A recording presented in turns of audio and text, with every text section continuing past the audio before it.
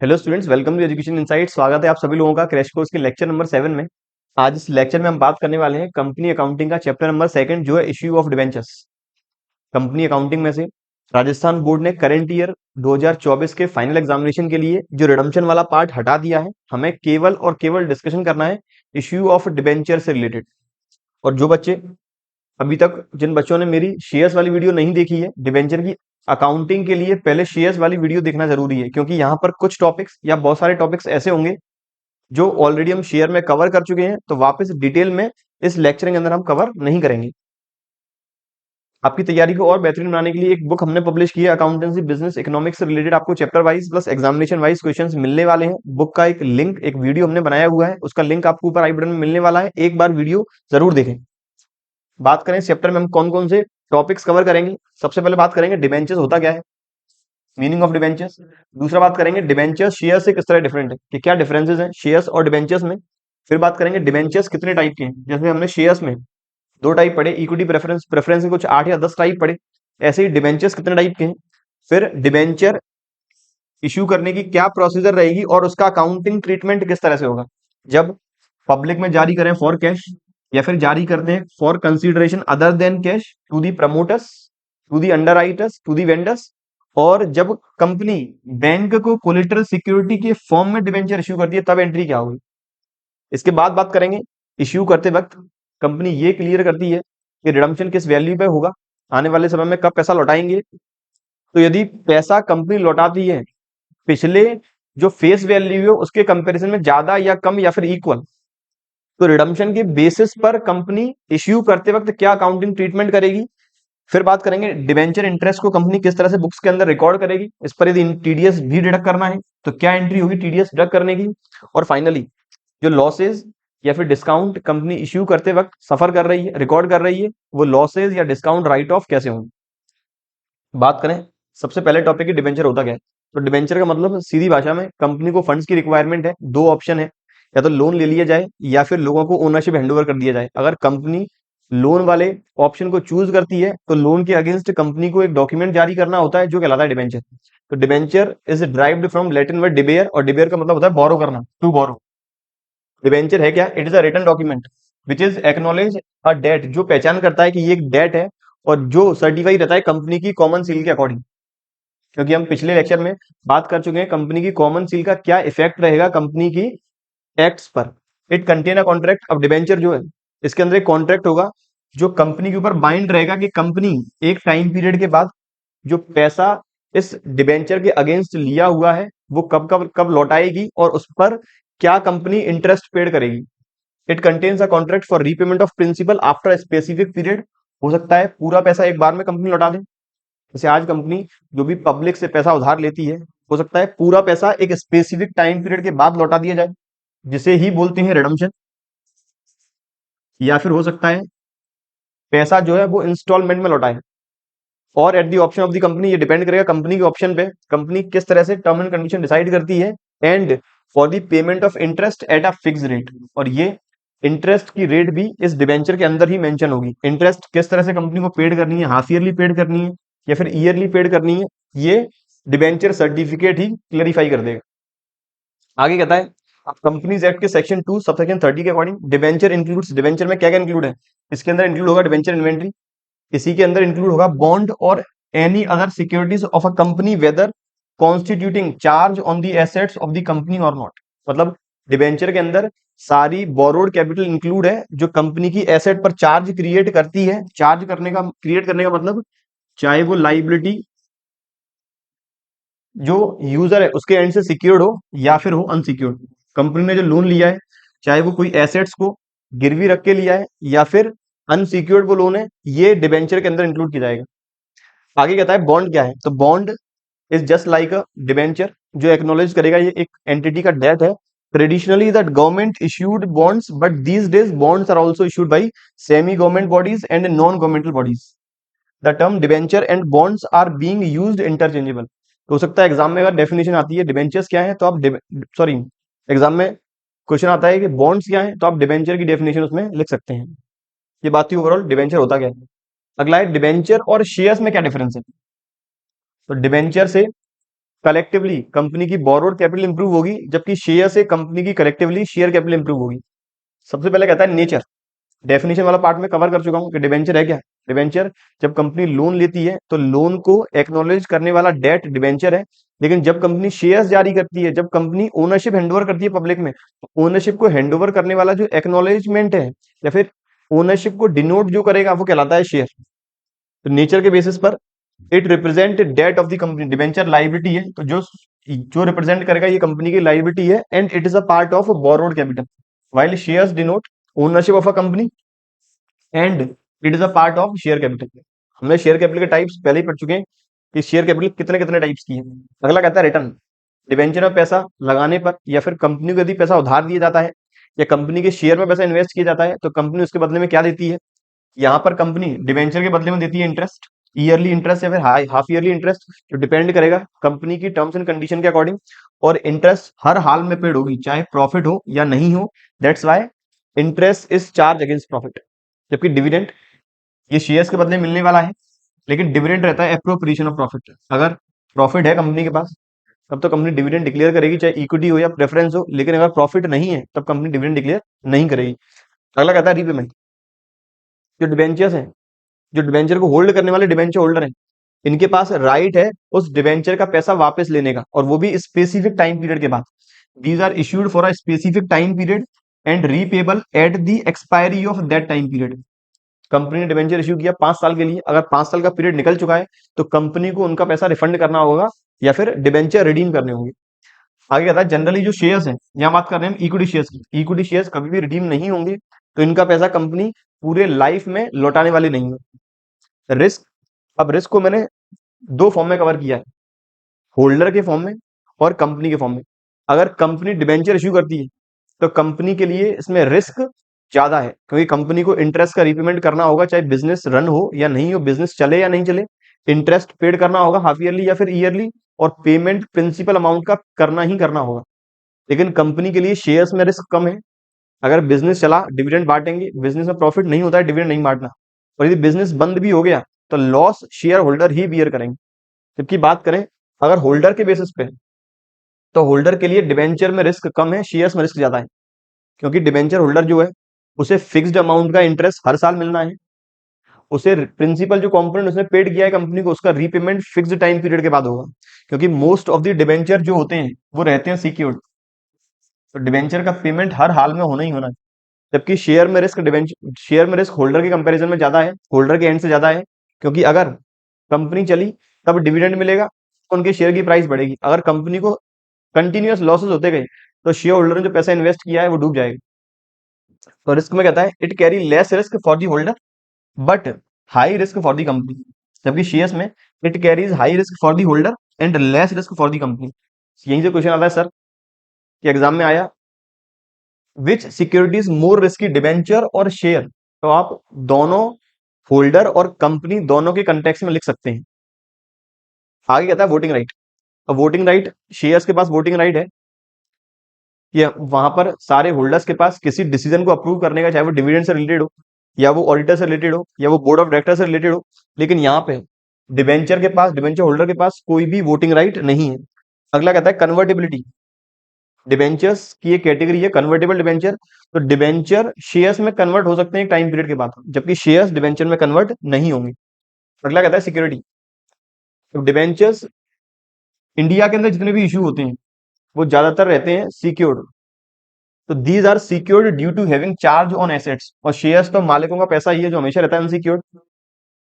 आगे कहता है बैलेंस शीट प्रेजेंटेशन, बहुत जरूरी, बैलेंस शीट प्रेजेंटेशन, तो डिबेंचर एक लाइबिलिटी है और लाइबिलिटी वो भी रहती है लॉन्ग टर्म, तो ये आएगा non current liability major head की लॉन्ग टर्म बोरोविंग्स के अंदर, तो major head non current liability, sub head long term borrowings. जबकि शेयर कैपिटल जो आता है major head share holder fund के अंदर और सब हेड शेयर कैपिटल के अंदर। ये बात थी बच्चों ओवरऑल क्या क्या डिफरेंसेस हैं डिबेंचर्स और शेयर्स में। अब बात करें अगले टॉपिक की। अगला कहता है डिबेंचर्स के टाइप कितने हैं, तो डिबेंचर कुछ 10 टाइप के हैं। सबसे पहले on the basis of security, security के पॉइंट ऑफ व्यू के अकॉर्डिंग सिक्योर्ड और अनसिक्योर्ड। दूसरा कहता है from the point of view of tenure, time period के अकॉर्डिंग कि कब इनका पैसा लौटाया जाएगा। तो एक फिक्स्ड टाइम पीरियड के बाद लौटा जाएगा तो redeemable, otherwise irredeemable. From the point of view of convertibility, convertible and non convertible. From coupon rate point of view, coupon rate बोलते हैं इंटरेस्ट रेट को, तो हो सकता है उसके साथ कोई स्पेसिफिक कूपन रेट अटैच हो सकता है वो जीरो कूपन रेट वाला डिबेंचर हो।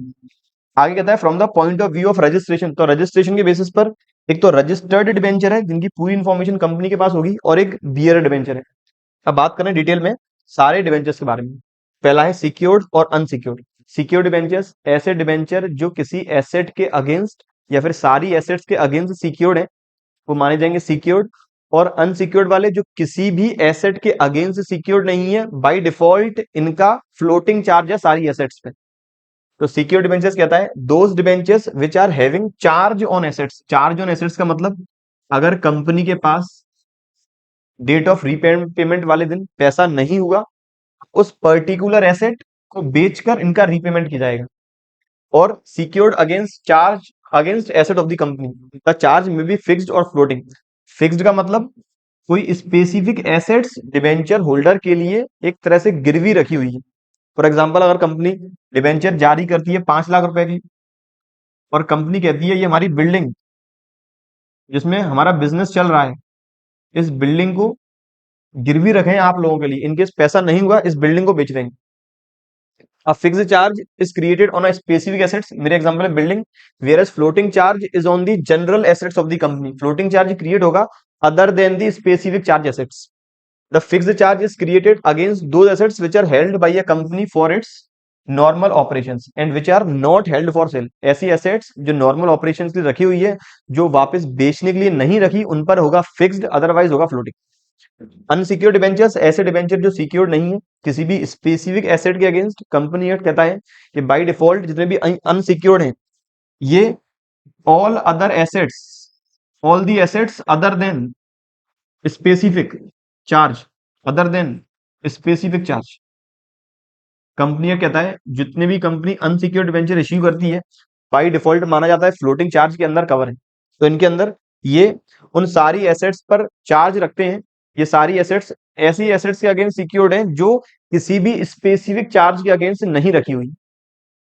बात करें अब तीसरे की, या फिर from the point of view of tenure. Tenure के बेसिस पर रिडीमेबल इररिडीमेबल ऐसे डिबेंचर जो एक फिक्स्ड टाइम पीरियड के बाद इनका रीपेमेंट होगा, चाहे वो रीपेमेंट हो लमसम में पूरा पैसा एक बार में या फिर इंस्टॉलमेंट्स में, वो है रिडीमेबल।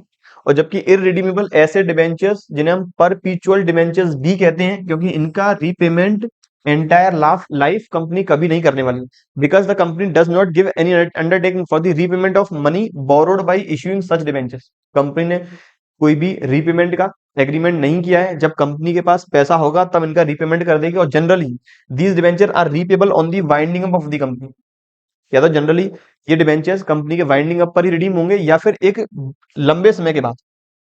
अगला है from the point of view of convertibility, ऐसे डिबेंचर जो कन्वर्ट हो जाएंगे इक्विटी शेयर्स में या फिर एनी अदर सिक्योरिटी में, कंपनी और होल्डर के ऑप्शन पर डिपेंड करेगा ये।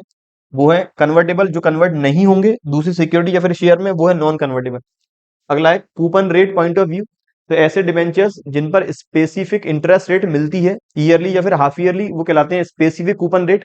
और ऐसे डिबेंचर्स जिन पर कोई भी इंटरेस्ट कंपनी अलाउ नहीं करती है, वो है जीरो कूपन रेट। यहाँ पर एक क्वेश्चन याद आए कि सर इनकेस अगर कंपनी इंटरेस्ट नहीं देगी तो कोई डिबेंचर होल्डर परचेज ही क्यों करेगा, कंपनी को पैसा उधार देता ही क्यों है।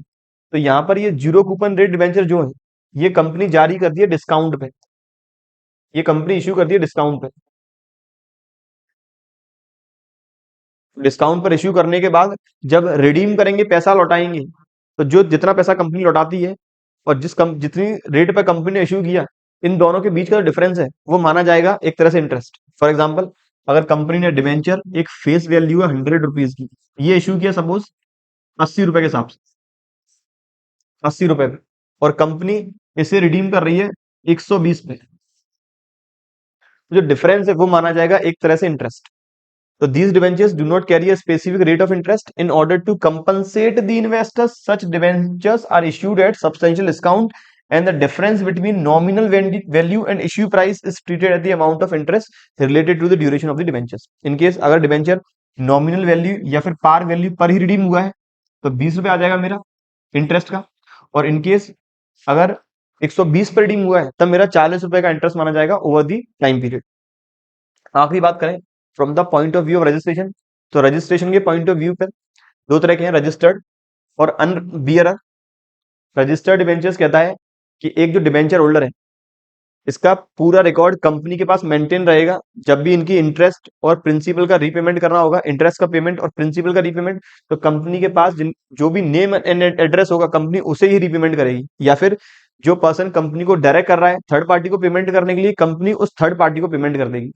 जबकि बियरर डिबेंचर ऐसे डिबेंचर्स जिसका रिकॉर्ड कंपनी के पास नहीं होगा, जिस व्यक्ति के पास ये डिबेंचर होगा उसे प्रूव करना पड़ेगा मेरे पास ये डिबेंचर है, कंपनी उसे इंटरेस्ट और प्रिंसिपल कंपोनेंट पेड करेगी।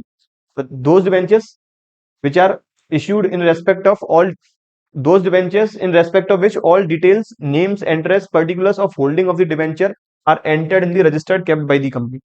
जबकि bearer those debentures which can be transferred by way of delivery and the company does not keep any record of the debentures. Interest on debenture is paid to a person who produces the interest coupon attached to the such debenture. तो जो व्यक्ति या जो holder ये prove कर देता है कि ये डिबेंचर मेरे पास है, कंपनी उसे पेड कर देगी। लेकिन रजिस्टर्ड डिबेंचर कंपनी की बुक्स में जिस पर्सन का नाम लिखा होगा, कंपनी उसे ही पेड करेगी, या फिर वो डायरेक्ट करता है थर्ड पार्टी को पेमेंट करने के लिए, तो कंपनी थर्ड पार्टी को पेमेंट करेगी। ये बात थी ओवरऑल डिबेंचर्स के टाइप के बारे में।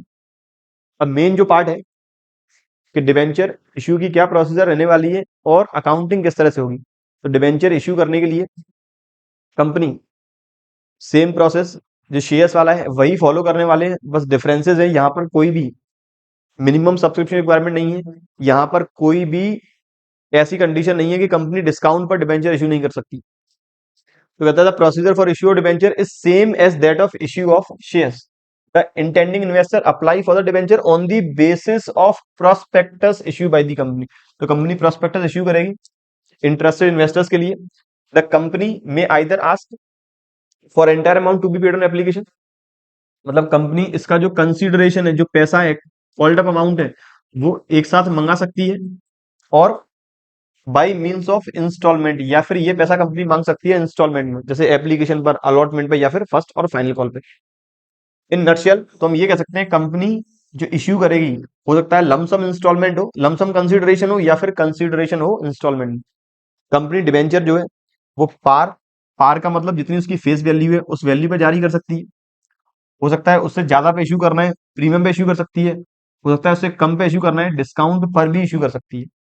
और डिबेंचर तीन अलग अलग फॉर्म में जारी हो सकते हैं, in public for cash, other than cash to the vendors, promoters, underwriters, और to the bank as a collateral security. अब इसका हमें कंबाइंड फॉर्म में अकाउंटिंग करना सीखना होगा कि कंबाइंड फॉर्म में एंट्री कैसे होगी।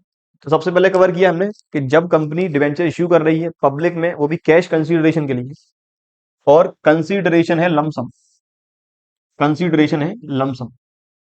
और इनकेस कंपनी के पास, कंपनी जो डिबेंचर इश्यू करती है पार पे इश्यू करती है, या प्रीमियम पे इश्यू करेगी, या फिर डिस्काउंट पे इश्यू करेगी, कंडीशन आ जाए फुल सब्सक्रिप्शन की, अंडर सब्सक्रिप्शन की, या फिर ओवर सब्सक्रिप्शन की, तो सारे केस हम एक बार में ही कवर करने वाले हैं। तो सबसे पहले जब कंपनी अगर डिबेंचर इश्यू कर रही है पार पे, तो पहली एंट्री होगी bank account debit to debenture application and allotment. पूरा पैसा एक बार में मांग रहे हैं, इसलिए मैंने कंबाइंड अकाउंट ओपन किया है। Bank account debit to debenture application and allotment किस अमाउंट से होगी, जितनी एप्लीकेशन कंपनी रिसीव करती है multiply by issue price per debenture. जितनी कंपनी एप्लीकेशन रिसीव करेगी उसमें मल्टीप्लाई करेंगे एक डिबेंचर किस रेट पे कंपनी कर रही है इश्यू। इसके बाद डिबेंचर जब अलॉट करेंगे, further entry debenture application and allotment account debit to percentage debenture. यहां पर शेयर्स वाले में आता था शेयर कैपिटल, शेयर वाली अकाउंटिंग में इस जगह आता था शेयर कैपिटल, और इस जगह आता था डिबेंचर की जगह शेयर। यहां आने वाला है डिबेंचर, और इस जगह आने वाला है परसेंटेज डिबेंचर। परसेंटेज का मतलब, इस परसेंटेज का मतलब होता है रेट ऑफ इंटरेस्ट। ये परसेंटेज है रेट की, कि कंपनी इन डिबेंचर्स पर कितना इंटरेस्ट ईयरली या फिर हाफ ईयरली पेड करेगी। ये रेट रहती है mainly yearly. To debentures percentage debenture, इसमें अमाउंट कौन सा आएगा, number of debenture issued, company जितने डिबेंचर इश्यू करने वाली है मल्टीप्लाई बाई उसका फेस वैल्यू। और यदि केस है ओवर सब्सक्रिप्शन का, तो जो एक्स्ट्रा एप्लीकेशन का पैसा आया है उसे कंपनी को करना होगा तुरंत रिफंड, वो पैसा कभी भी एडजस्ट नहीं होगा। इनकेस केस है फुल सब्सक्रिप्शन का या फिर अंडर सब्सक्रिप्शन का, तो ये वाला केस जो अकाउंट क्रेडिट किया है बैंक वाला ये नहीं आएगा फुल और अंडर वाले में। अब यदि डिवेंचर कर रहे हैं प्रीमियम पे इश्यू, पहली एंट्री सेम वही रहेगी, bank account debit to debenture application and allotment, number of debenture, number of application received multiply by issue price per debenture. इसके बाद जब डिवेंचर अलॉट करेंगे तो debenture application and allotment account debit to percentage debenture, जितने company ने debenture issue किए maximum कितने issue कर सकती है, इश्यू साइज और actual application received whichever is lower, इनमें से जो भी कम हो कंपनी इतने डिवेंचर इश्यू करेगी मल्टीप्लाई बाई फेस वैल्यू पर डिवेंचर। ओवर सब्सक्रिप्शन वाला केस है तो पैसा करना होगा रिफंड, और हमने यहाँ पर डिवेंचर इशू किया सिक्योरिटी प्रीमियम पे तो यहाँ पर सिक्योरिटी प्रीमियम क्रेडिट और करना होगा। एंट्री बन गई debenture application and allotment account debit to percentage debenture to security premium account या फिर सिक्योरिटी प्रीमियम रिजर्व अकाउंट और टू बैंक अकाउंट।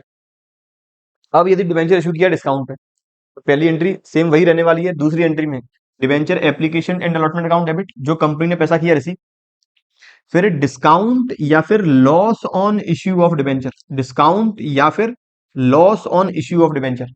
अमाउंट कैसे आएगा, जितने कंपनी ने इश्यू किए मल्टीप्लाई बाई एक डिवेंचर पर कितना डिस्काउंट है, और to percentage debenture number of debenture issued multiply by face value, और टू अगर ओवर सब्सक्रिप्शन वाला केस है तो करना होगा रिफंड, एडजस्ट नहीं कर पाएंगे तो टू बैंक अकाउंट।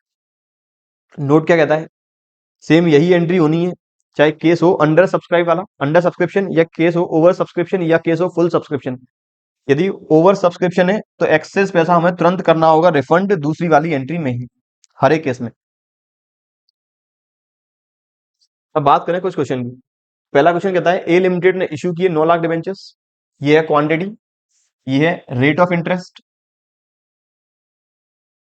हमेशा रहती है ये ईयरली पर एनम। कंपनी ने इशू किया है 9% वाले डिबेंचर, डिबेंचर की फेस वैल्यू 50 रुपए, रिडीमेबल एट पार, मतलब इनका पैसा लौटाएंगे पूरा 50 रुपए, any time after 9 years, company 9 साल के बाद कभी भी इनका पैसा लौटा सकती है। Cod necessary entries in the books of A limited for issue of debenture, हमें कंपनी की बुक्स में एंट्री पास करनी है डिबेंचर इश्यू करने की। यदि केस नंबर 1 जब डिबेंचर हुआ पार पे इश्यू, केस नंबर 2 जब डिबेंचर इश्यू हुआ 10% डिस्काउंट पे, या केस नंबर 3 डिबेंचर इश्यू हुआ 10% प्रीमियम पे। तो 3 अलग अलग केस। याद रखें यहाँ पर डिबेंचर की फेस वैल्यू 50 रुपए है, जल्दीबाजी में ऐसा नहीं करें कि 50 रुपए का 10% 10 रुपए, बहुत बार अपन ऐसी गलती कर देते हैं। फेस वैल्यू के अकॉर्डिंग ही 10% निकालना है, फेस वैल्यू 50 है तो डिस्काउंट आएगा 5 रुपए, प्रीमियम भी आएगा 5 रुपए। एंट्री करनी है, सबसे पहली entry bank account debit, bank account debit to debenture application and allotment,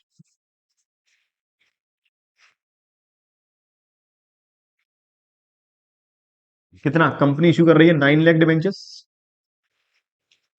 पहले वाले केस में ये इशू हो रहे हैं पार पे, तो ये आ जाएगा कुछ 4.5 करोड़।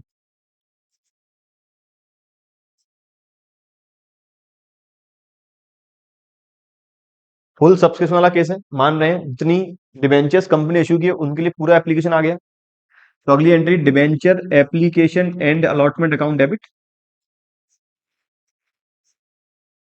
वापस 4.5 करोड़ टू 9% डिबेंचर,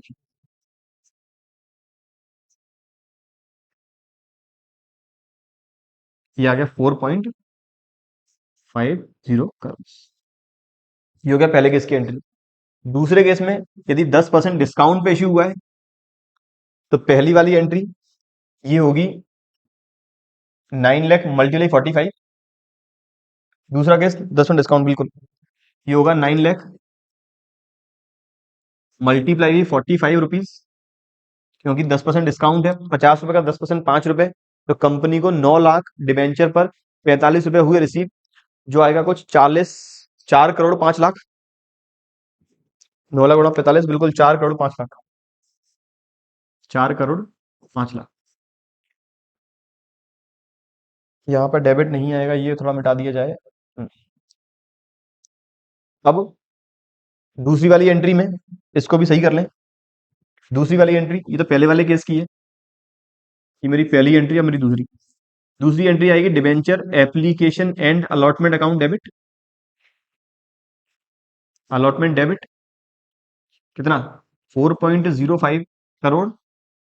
कंपनी ने डिस्काउंट दिया है डिबेंचर होल्डर्स को, तो डिस्काउंट करेंगे यहाँ पे debit. Discount on issue of debenture debit. कितना डिस्काउंट दिया है, 9 लाख डिबेंचर को डिस्काउंट दिया है, 5 रुपए पर डिबेंचर, तो डिस्काउंट आ गया टोटल 45 लाख। और 9% डिबेंचर पूरी face value 9 lakhs multiply by, ये आ गया मेरा 50।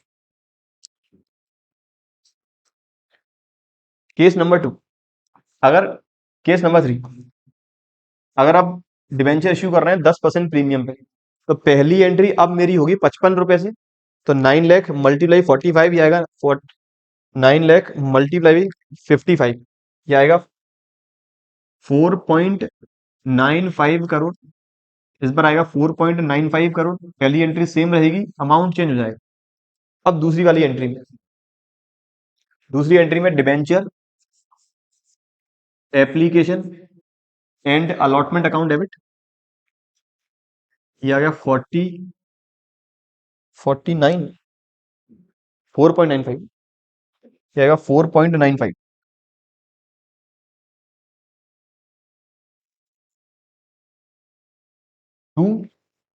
9% डिबेंचर फेस वैल्यू जो है 4.50 करोड़, और ये आएगा सिक्योरिटी प्रीमियम रिजर्व या फिर टू सिक्योरिटी प्रीमियम अकाउंट। ये अमाउंट आ गया मेरा 45 लैक्स या फिर 0.45 करोड़। एग्जाम में याद रखें, जीरो लगाने में गलती नहीं होनी चाहिए। इनकेस कोई भी गलती हो गई, ये पॉइंट आगे पीछे हो गया या जीरो आगे पीछे हो गई, तो एंट्री पूरी गलत मानी जाएगी। ये था मेरा क्वेश्चन नंबर 1। अब बात करें क्वेश्चन नंबर 2 की। फिर दूसरा क्वेश्चन कहता है, ए लिमिटेड ने इशू किया ₹5 लाख 9% डिबेंचर। पिछले वाले में एक बार देखेंगे वापस, यहाँ क्या था, यहाँ था ए लिमिटेड इश्यूड 9 लाख 9% डिबेंचर, और यहाँ लिखा हुआ है ए लिमिटेड इश्यूड ₹5 लाख 9% डिबेंचर। दोनों में डिफरेंस है। डिफरेंस क्या है, इस जगह ही हमें अमाउंट ऑलरेडी गिवन है, वहां अमाउंट मुझे निकालना था। यहाँ अमाउंट गिवन है फेस वैल्यू का। कंपनी ने 5 लाख रुपए की फेस वैल्यू वाले डिबेंचर इशू किए, 5 लाख रुपए की फेस वैल्यू वाले डिबेंचर, और एक डिबेंचर की फेस वैल्यू कितनी है, 50। तो इसका मतलब कंपनी ने डिबेंचर इशू किए इस बार 10,000। इस बार डिबेंचर हुए 10,000 जारी, रिडीम होंगे 9 साल के बाद। 3 अलग अलग case, at par, at 10% discount और एट 10% प्रीमियम। बस यहाँ पर इतना ही समझना था। अब entry, bank account debit to debenture application and allotment 10,000 गुणा 50, 5 लाख, और फिर debenture application and allotment account debit to 9% debenture 5 lakh. दूसरे केस में कंपनी 10% डिस्काउंट दे रही है, या तो 5 लाख का सीधा 10% निकाल लें, वो आएगा 50,000, मतलब अमाउंट आ गया जो कंपनी रिसीव करेगी 4.5 लाख। या फिर 50 रुपए का डिबेंचर, 10% डिस्काउंट तो जारी कर रहे हैं 45 में, मल्टीप्लाई भी 10,000, ये आ गया मेरा 4.5 लाख। उम्मीद करता हूं जो मैं समझाने की कोशिश कर रहा हूं वो आप समझ चुके हैं। याद रखना है बस, ये अमाउंट है और पीछे क्वांटिटी गिवन थी। एग्जाम में दोनों में से कोई सा भी आ सकता है। अब क्वेश्चन नंबर नेक्स्ट, ही लिमिटेड ने ऑफर किए 2 लाख 8% डिबेंचर। एक डिबेंचर की फेस वैल्यू 10 रुपए है, 30 जून 2014 को, और रिडीम होंगे 10%, सॉरी इश्यू हुए 10% प्रीमियम पे। पैसा आना है पूरा एप्लीकेशन पे, रिडीम होगा 8 साल के बाद पार वैल्यू पे। एंट्री पास करनी है अलग अलग केसेस में। मैंने 5 केस डिसाइड किए। कंपनी ने जो प्रोस्पेक्टस इश्यू किया था वो किया है 2 लाख के लिए, जबकि एप्लीकेशन पहले केस में कितनी आई है, 180। दूसरे केस में 2 लाख, तीसरे केस में 1,60,000, चौथे केस में 220, और पांचवें केस में 240। एंट्रीज हर एक केस में सेम होगी, बस अमाउंट का डिफरेंस रहेगा। सबसे पहले 1,80,000 वाले केस में कंपनी को 1,80,000 एप्लीकेशन आई, तो 1,80,000 इंटू, कंपनी को 10 रुपए के चाहिए 11, 1 रुपए का चाहिए प्रीमियम, तो कंपनी को एप्लीकेशन के वक्त ही चाहिए टोटल 11 रुपए। Entry, bank account debit to debenture application and allotment 11 multiply by 1,80,000, 19,80,000 तो ये कंपनी एंट्री करेगी जितनी एप्लीकेशन आई है पहली वाली। तो फिर एंट्री कंपनी 1,80,000 डिबेंचर ही इशू करेगी। तो इस 19,80,000 में से हम परसेंटेज 8% डिबेंचर में ट्रांसफर करेंगे। 1,80,000 मल्टीप्लाई विद 10 18 लाख, और सिक्योरिटी प्रीमियम में ट्रांसफर करेंगे 1,80,000 गुणा 1,80,000 रुपए। तो दूसरी एंट्री मेरी बन गई debenture application and allotment account debit 19,80,000 to 8% debenture 18 lakh, और टू सिक्योरिटी प्रीमियम रिजर्व 1,80,000। ये बात थी सबसे पहले वाले केस में। दूसरे केस में एंट्री होनी है पूरे 2 लाख से, तीसरे केस में एंट्री होनी है 1,60,000 से। सर यहाँ पर 90% से कम एप्लीकेशन आई है तो क्या डिबेंचर इश्यू करें? बच्चों वो कंडीशन थी शेयर्स में, डिबेंचर में ऐसी कोई भी कंडीशन नहीं है। फोर्थ केस में कंपनी के पास रिसीव हुए 2,20,000 एप्लीकेशन, और कंपनी ने क्या किया, 2 लाख एप्लीकेशन को एक्सेप्ट कर लिया फुल, और बाकी को कर दिया रिजेक्ट। सेम वही शेयर्स वाला केस है, फुल अलॉटमेंट प्लस रिजेक्शन। तो कंपनी ने 2 लाख एप्लीकेशन का जो पैसा है वो हम ट्रांसफर करेंगे परसेंटेज डिवेंचर में, और 20,000 का पैसा करेंगे रिफंड। अब एंट्री क्या होगी? पहली entry bank account debit to debenture application 2,20,000 multiply by 11, 2,20,000 multiply 11, ये आ रहा है कुछ 24,20,000। दूसरी entry debenture application and allotment account debit 24,20,000 to 8% debenture कितना, 2 lakh multiply by 10, 20 lakh, to security premium reserve 2 lakh multiply by 2 lakh रुपए, और टू बैंक कितने का रिफंड कर रहे हैं, 20,000 एप्लीकेशन का। कितना रिफंड करेंगे? 11 रुपए। तो ये आ जाएगा मेरा 2,20,000।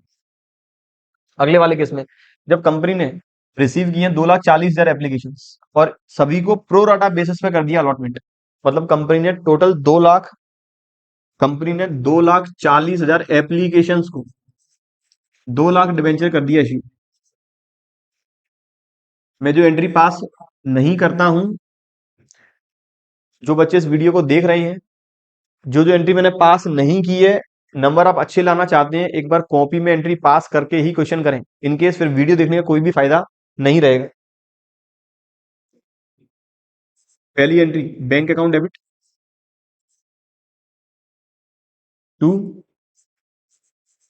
Debenture application and allotment. Company ने 2,40,000 एप्लीकेशन की है रिसीव, 11 रुपए करेगी रिसीव। तो 2,40 गुणा 11, 26,40,000। कंपनी प्रोराटा बेसिस पर अलॉटमेंट तो कर रही है, लेकिन कंपनी जो एक्सेस 40,000 एप्लीकेशन है इनका पैसा कभी भी एडजस्ट नहीं कर पाएगी, क्योंकि 2,40,000 पूरी एप्लीकेशन में 11 रुपए आ चुके हैं। हम तो 2 लाख डिबेंचर्स का ही पैसा एडजस्ट कर पाएंगे, 40,000 करना होगा तुरंत रिफंड। दूसरी entry debenture application and allotment account debit to कुछ 8% डिबेंचर, टू सिक्योरिटी प्रीमियम, और टू बैंक। यहां पर आएगा कुछ 26,40,000, 8% डिबेंचर में 20 lakh, 2 lakh into 10, security premium में 2 लाख, और रिफंड में 40,000 इंटू 11, 4,40,000। ये बात थी बच्चों कंसीडरेशन इन फुल वाले की, जो कंपनी पैसा मांगती है पूरा पैसा एक बार में चाहिए। लमसम कंसीडरेशन है, इंस्टॉलमेंट में सॉरी पार पर जारी करें, प्रीमियम पे इश्यू करें, या फिर डिस्काउंट पे इश्यू करें, सब्सक्रिप्शन ओवर सब्सक्रिप्शन हो, फुल सब्सक्रिप्शन हो, या फिर अंडर सब्सक्रिप्शन हो, सारे केसेस मैंने कवर कर लिए हैं। अब बात करें जब कंसीडरेशन आया इंस्टॉलमेंट में, जब कंसीडरेशन कंपनी रिसीव करती है इंस्टॉलमेंट में, चाहे इश्यू किया हो पार पे या प्रीमियम पर या फिर डिस्काउंट, तो पहली एंट्री तीनों केस में सेम रहेगी, bank account debit to debenture application. यहाँ पर हम एप्लीकेशन का अलग, अलॉटमेंट का अलग, फर्स्ट का अलग, फाइनल का अलग, अलग अलग इंस्टॉलमेंट में पैसा मंगाएंगे। तो यहाँ पर केवल पैसा रिसीव किया है एप्लीकेशन, तो bank account debit to debenture application तीनों केस में रहेगी सिमिलर। कितना अमाउंट रहेगा, जितनी भी एप्लीकेशन कंपनी ने रिसीव की multiply by application money per debenture. दूसरा, यदि केस अंडर सब्सक्रिप्शन का है या फिर फुल सब्सक्रिप्शन का है, एंट्री होगी debenture application account debit 2% debenture. यदि ओवर सब्सक्रिप्शन वाला केस है तो ओवर सब्सक्रिप्शन में हम यदि फुल अलॉटमेंट करते हैं तो जो एक्स्ट्रा एप्लीकेशन आई है, याद रखें यहां पर मैं लिख देता हूं, बात कर रहे हैं फुल अलॉटमेंट की। फुल अलॉटमेंट की, फुल अलॉटमेंट प्लस रिजेक्शन मैंने आपको पिछली शेयर्स वाली वीडियो में बताया हुआ है। जो बच्चे इस वीडियो को पहली बार देख रहे हैं, जो बच्चे डिवेंचर ही पहली बार पढ़ रहे हैं, उनके लिए तो उन्हें पहले बेसिक से स्टार्ट करना होगा। टाइम पास करने से कोई भी मतलब नहीं है, लेकिन जिन बच्चों जो सीरियसली स्टडी कर रहे हैं, पहले शेयर वाली वीडियो देखें, फिर यहां पर आए, क्योंकि फुल अलॉटमेंट प्लस रिजेक्शन वहां मैंने डिटेल में कवर किया है। तो जो कंपनी ने एप्लीकेशन कर दी रिजेक्ट, उनका पैसा करना होगा रिफंड। अब सेम एंट्री रहेगी अलॉटमेंट ड्यू करने की, debenture allotment account debit 2% debenture, पैसा रिसीव करने की, फर्स्ट कॉल मांगने की, फर्स्ट कॉल रिसीव करने की, सेकंड कॉल मांगने की और सेकंड कॉल रिसीव करने की। बात करें दूसरे केस की, अब दूसरा कहता है जब डिबेंचर इशू किया हमने प्रीमियम पे, प्रीमियम पर इशू करने का मतलब फेस वैल्यू से ज्यादा वैल्यू पे। तो पहला case, if premium is with application, यदि कंपनी प्रीमियम पर डिबेंचर कर रही है इशू, तो हो सकता है प्रीमियम एप्लीकेशन के साथ हो सकता है अलॉटमेंट के साथ हो सकता है फर्स्ट कॉल के साथ हो सकता है तीनों के ही साथ हो। क्वेश्चन साइलेंट है तो मानेंगे हमेशा अलॉटमेंट के साथ। अब यदि प्रीमियम एप्लीकेशन के साथ है, पहली एंट्री सेम रहेगी, bank account debit to debenture application. दूसरी entry debenture application account debit 2% debenture और 2 सिक्योरिटी प्रीमियम रिजर्व। इनकेस अगर प्रीमियम अलॉटमेंट के साथ है तो तीसरी entry debenture allotment account debit, number of debenture, debenture allotment account debit, number of debenture issued multiply by allotment money per share, 2% debenture, जितना percent उसका rate है, number of debenture issued multiply by allotment पे क्या face value है, allotment face value पर debenture, और 2 security premium reserve. यदि premium first call के साथ है सेम वही एंट्री रहेगी, बस debenture first and final call account debit 2% debenture 2 security premium reserve. अब यदि डिबेंचर इशू है डिस्काउंट पे, जो पैसा रिसीव करने की है वो एंट्री सिमिलर रहने वाली है, उसके दूसरी एंट्री चेंज होगी। यदि डिस्काउंट एप्लीकेशन के साथ, तो याद रखें ये जो डिबेंचर अकाउंट में हमें हमेशा ट्रांसफर करना है, ये हमेशा ट्रांसफर होगा फेस वैल्यू के इक्विवेलेंट। जितना फेस वैल्यू एप्लीकेशन पे, जितना अलॉटमेंट पे, जितना फर्स्ट कॉल पे, जितना फाइनल कॉल पे, वो पूरा फेस वैल्यू होगा ट्रांसफर। डिबेंचर एप्लीकेशन में आएगा जो पैसा हमने रिसीव किया है, एक्चुअली रिसीव, और जो इन दोनों का डिफरेंस होगा उसे बोलेंगे डिस्काउंट, वो होगा debit. Entry between debenture application account debit, discount या फिर लॉस ऑन इश्यू और डिबेंचर अकाउंट डेबिट 2% डिबेंचर। ऐसे अगर डिस्काउंट अलॉटमेंट के साथ है, debenture allotment account debit, discount और लॉस ऑन इश्यू और डिबेंचर अकाउंट डेबिट 2% डिबेंचर। अगर डिबेंचर फर्स्ट कॉल के साथ है तो फर्दर ये एंट्री। नोट क्या कहता है, ये सारी एंट्रीज हमने डिस्कस की है अभी अंडर सब्सक्रिप्शन और ओवर सब्सक्रिप्शन वाले केस में, और हमने पहले वाले में यहां पर ये कवर कर लिया था जब कंपनी फुल अलॉटमेंट पर डिबेंचर कर रही है इश्यू, तो मैंने एक एंट्री में जो पैसा रिफंड करना है वो भी कर दिया एडजस्ट। अदरवाइज वापस दोबारा डिस्कस करने वाले हैं जब कंपनी को ओवर सब्सक्रिप्शन वाला केस है, एप्लीकेशन आई है ज्यादा, डिबेंचर इश्यू करेंगे कम। दूसरा कहता है in case if any debenture holder not paid his dues timely, यदि कंपनी को कोई होल्डर टाइमली ड्यू पेड नहीं करता है तो सेम अकाउंटिंग रहेगी रहेगी शेयर जैसी, वो पैसा हम ट्रांसफर कर देंगे कॉल्स इन एरियर में, लेकिन यहाँ पर इंटरेस्ट रेट चार्ज नहीं होगी, क्योंकि कंपनी की जो कंपनी एक्ट जो टेबल एफ है, टेबल एफ में ऐसी कॉल पर ही इंटरेस्ट रेट कंपनी चार्ज करेगी या फिर अलाउ करेगी जो शेयर से रिलेटेड है। इनकेस डिबेंचर होल्डर ने कुछ पैसा एडवांस में दे दिया है, डिबेंचर होल्डर ने कुछ पैसा पेड नहीं किया, तो वहां पर कंपनी ने जो डिबेंचर इश्यू करते वक्त प्रोस्पेक्टस जारी किया था, उस प्रोस्पेक्टस में बताएगी कंपनी क्या कॉल्स इन एरियर और कॉल्स इन एडवांस की इंटरेस्ट रेट रहेगी। तो इनकेस यहां पर कॉल्स इन एरियर और कॉल्स इन एडवांस आता है, कंपनी कोई भी इंटरेस्ट चार्ज नहीं करेगी ना अलाउ करेगी। आगे कहता है if debenture holder pays some in advance then accounting will be same as per shares but no interest to be allowed। here clause of minimum subscription is not present, जो minimum subscription वाला clause था कि at least 90% application आनी चाहिए, वो यहाँ नहीं है। तो कंपनी को जितनी भी एप्लीकेशन आएंगी डिवेंचर्स के लिए, कंपनी हर हाल में डिवेंचर इशू कर सकती है। अब बात करें वापस अपने क्वेश्चन की। क्वेश्चन कहता है लिमिटेड इशू की 10,000, 10% डिवेंचर, फेस वैल्यू 100 रुपए है, इशू कर रहे हैं 5% प्रीमियम पे। पैसा किस तरह से आना है, 10 रुपए एप्लीकेशन, 20 रुपए along with the premium on allotment, 20 रुपए प्रीमियम के साथ, and balance on first and final call. बाकी का जो अमाउंट रह जाएगा वो आएगा फर्स्ट एंड फाइनल कॉल पे। कंपनी ने जितना इश्यू साइज था कुछ 10,000 डिवेंचर का, वो पूरे डिवेंचर आ गए हैं, एप्लीकेशन पूरी आ चुकी है, पूरा पैसा कंपनी को रिसीव हो चुका है, कोई भी कॉल से एरियर नहीं है, कोई भी कॉल से एडवांस नहीं है। अब एंट्री पास करनी है, अब मुझे पास करनी है एंट्री। और कह रहा है also show how the amount will appear in the balance sheet. Balance sheet में किस तरह से अपीयर होगा, पहले एंट्री की बात करते हैं। मेरा एप्लीकेशन 10 रुपए का है, अलॉटमेंट 20 अलॉन्ग विद प्रीमियम, तो 20 रुपए तो हो गए इस फेस वैल्यू में से, और प्रीमियम के हो गए 5 रुपए, तो मेरी अलॉटमेंट हो गई 25 की। 25 रुपए अलॉटमेंट, 10 रुपए एप्लीकेशन, ये हो गया 35। अब बाकी का जो बचा, कह रहा है फर्स्ट एंड फाइनल, मतलब पहली ही आखिरी कॉल है, तो बाकी के मेरे बच रहे हैं 105 में से 25 गए 80, 20 गए 60, तो मेरा 60 रुपए है first and final call. Entry पास क्या करेंगे, पहली entry bank account debit 10,000 multiply by 10 rupees, तो यहाँ पे ये फिर 75 आएगा, इस जगह ये नहीं आएगा 60, ये आएगा 75, क्योंकि 25 रुपए हुई अलॉटमेंट के, 10 रुपए है एप्लीकेशन के, तो ये हो गया 35, 105 माइनस 35, तो मेरा फर्स्ट कॉल है 70 रुपए। पहली entry bank account debit to debenture application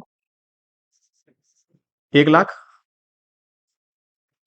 अगली entry debenture application account debit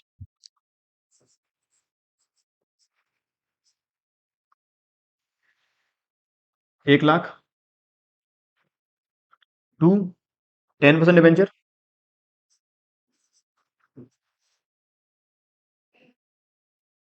1 lakh, फिर कंपनी अलॉटमेंट का पैसा ड्यू करेगी, डिवेंचर अलॉटमेंट अकाउंट डेबिट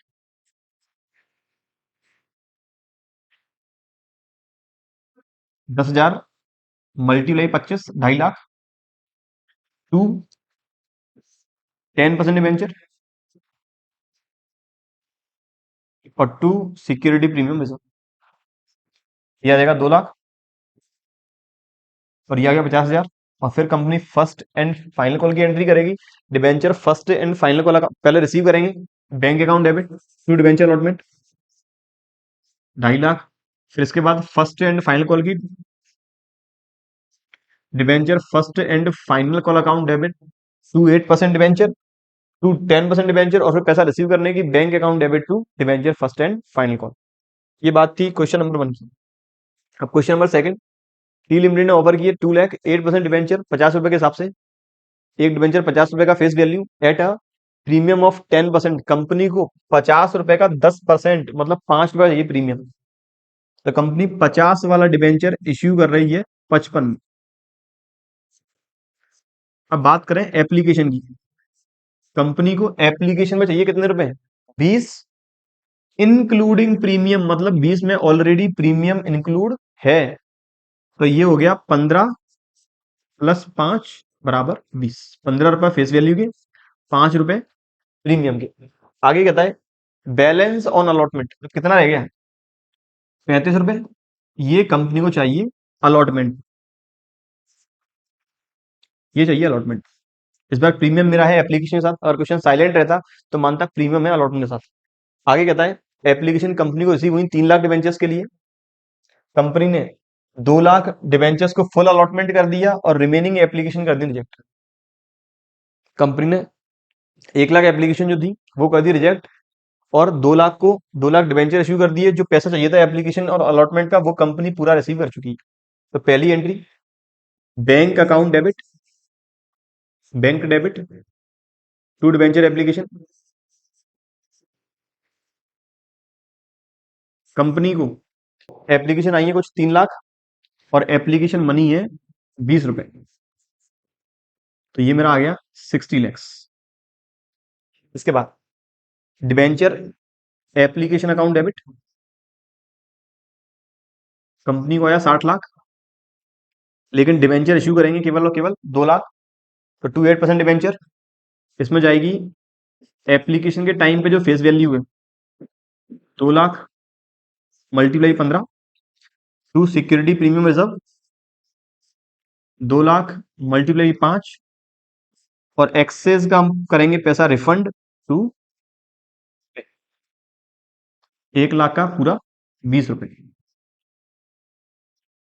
फिर इसके बाद कंपनी मांगेगी allotment, debenture allotment account debit to 8% debenture, 2 lakh debenture पर 35 रुपए, 70 लाख। और फिर करेंगे receive bank account debit to debenture allotment 70 lakh. तो बात करें ओवर सब्सक्रिप्शन वाले केस की, ये मैंने आपको फुल सब्सक्रिप्शन, अंडर सब्सक्रिप्शन, जब कंपनी पैसा रिसीव करती है इंस्टॉलमेंट में, और यदि ओवर सब्सक्रिप्शन वाला फुल अलॉटमेंट प्लस रिजेक्शन वाला केस है, उसकी अपन एंट्री पास कर चुके हैं। फुल अलॉटमेंट प्लस रिजेक्शन एक बार और देखेंगे ताकि और क्लियरिटी आए माइंड में। क्या कहता है ओवर सब्सक्रिप्शन? सबसे पहले ओवर सब्सक्रिप्शन होता क्या है, जब कंपनी जितने डिबेंचर के लिए प्रोस्पेक्टस इश्यू कर रही है उसके कंपैरिजन में एप्लीकेशन आती है ज्यादा, ये कहलाता है ओवर सब्सक्रिप्शन। इस कंडीशन से, इस प्रॉब्लम से डील करने के कंपनी के पास 3 ऑल्टरनेटिव है। पहला, फुल अलॉटमेंट प्लस रिजेक्शन, मतलब जितने डिबेंचर जारी कर सकते थे उतने की एप्लीकेशन एक्सेप्ट करें, बाकी का कर दे रिजेक्ट। दूसरा, प्रो राटा अलॉटमेंट करें सभी को, जैसे मेरे वाले केस में अभी 3 लाख एप्लीकेशन आई थी 2 लाख डिबेंचर्स के लिए, तो 3 लाख एप्लीकेंट्स को 2 लाख डिबेंचर कर दें इश्यू। जो 1 लाख एप्लीकेंट्स का, 1 लाख एप्लीकेशन का पैसा एक्स्ट्रा आया है वो हम फर्दर फर्दर करेंगे आगे एडजस्ट अलॉटमेंट के वक्त, या फिर इन दोनों का कोई कॉम्बिनेशन। नोट क्या कहता है, if first alternative, in first alternative accounting is same as discuss in case B earlier, मतलब पहले जो हम केस डिस्कस कर चुके हैं वैसा ही अकाउंटिंग होनी है पहले वाले केस में। तो प्रोटा अलॉटमेंट वाले में जो एक्सेस अमाउंट आएगा वो हम एडजस्ट करेंगे अलॉटमेंट पे और फर्दर कॉल पे।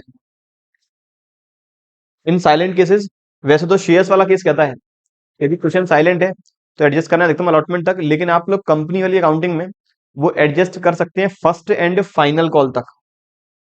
इस डिवेंचर वाली अकाउंटिंग में आप लोग एडजस्ट कर सकते हैं फर्स्ट एंड फाइनल कॉल तक।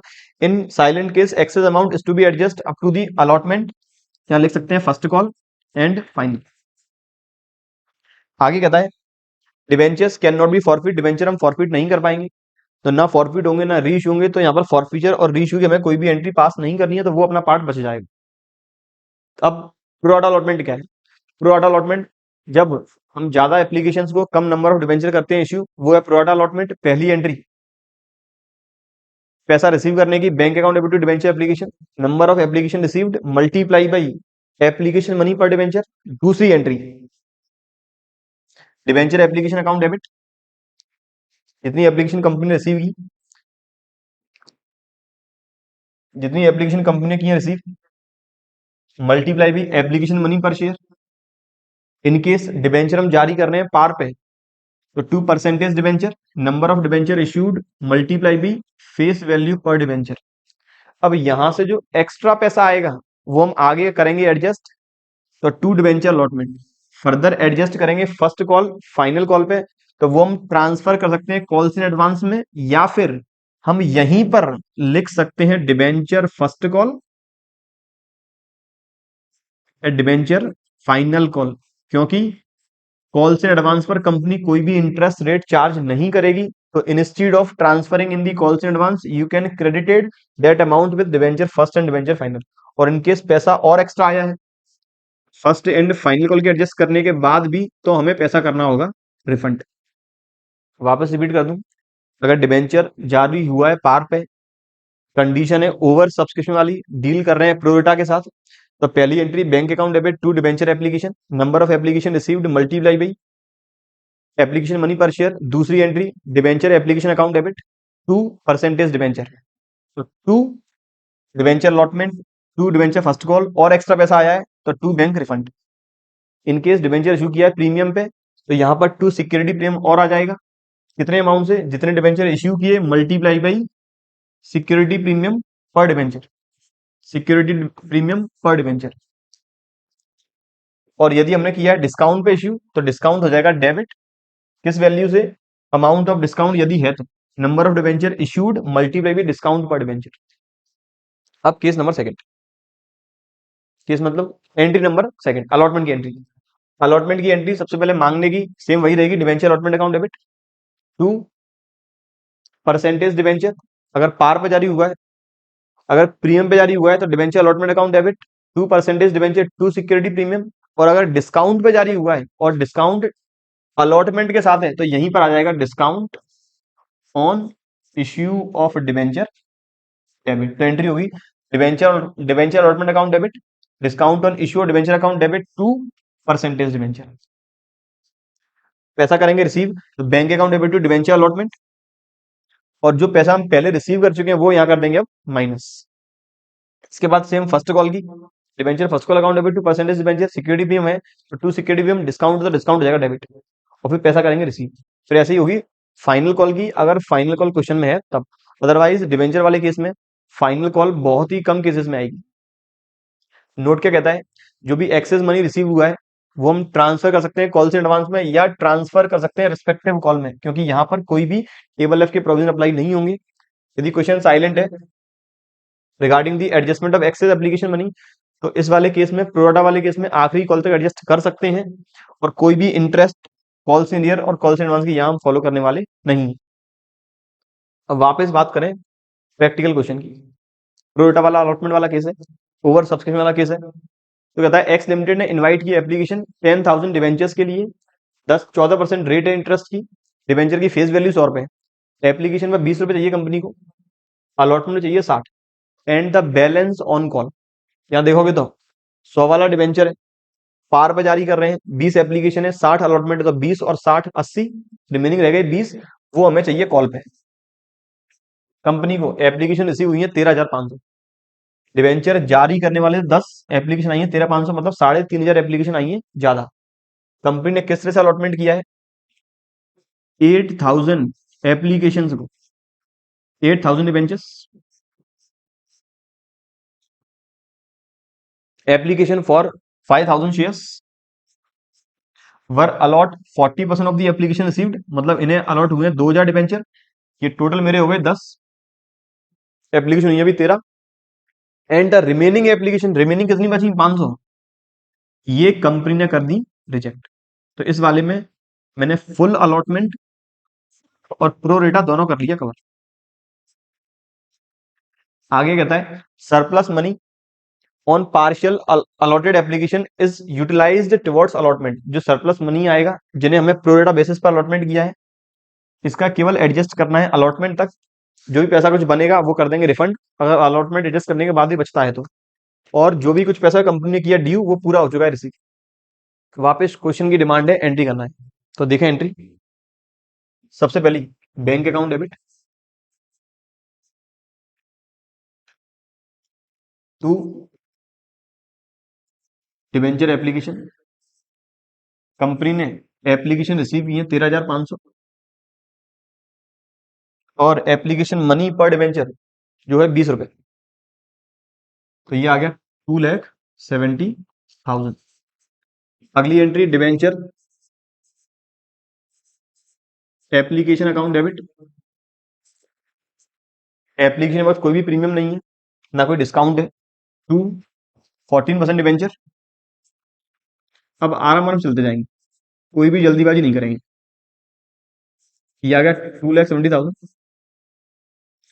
इस जगह 10,000 multiply by, company debenture issue करने वाली थी 13,500 के कंपेरिजन में 10,000, तो 10,000 मल्टीप्लाई 20 टू। अब जो एक्सेस जिन्हें हमने किया है प्रोरेटा अलॉटमेंट, उनका पैसा एडजस्ट करेंगे अलॉटमेंट तक, तो टू डिवेंचर अलॉटमेंट, कंपनी ने 5,000 एप्लीकेशन को डिवेंचर इश्यू किया 2,000, इसका मतलब इनसे 3,000 एप्लीकेशन में पैसा आया एक्स्ट्रा, 3,000 एप्लीकेशन पे कंपनी को एक्स्ट्रा रिसीव हुए 20 रुपए के हिसाब से, कितना 60,000। कंपनी इनसे 2,000 डिवेंचर पर, अलॉटमेंट के कुछ है 60 रुपए, 1,20,000 मांगेगी, 60 पहले ही आ चुके हैं, इसका मतलब अलॉटमेंट का पैसा आया है कम, तो पूरा एडजस्ट होगा अलॉटमेंट में, ये आ गया 60,000। और कंपनी रिफंड करने वाली है 500 एप्लीकेशन का, तो टू बैंक 500 इंटू 20 वो आ जाएगा कुछ 10,000, ये आ गया 500 इंटू 20। अब तो एंट्री चलते जाना है, डिवेंचर अलॉटमेंट अकाउंट डेबिट कितना 60 इंटू 10,000 टू 14% डिवेंचर 55 इंटू 10,000, कुछ प्रीमियम है शायद 5 रुपए का ही है प्रीमियम, नहीं प्रीमियम नहीं है इस वाले, इसमें प्रीमियम नहीं है, तो यहाँ पर आएगा 60 ही आएगा। इस जगह 60 ही आना है।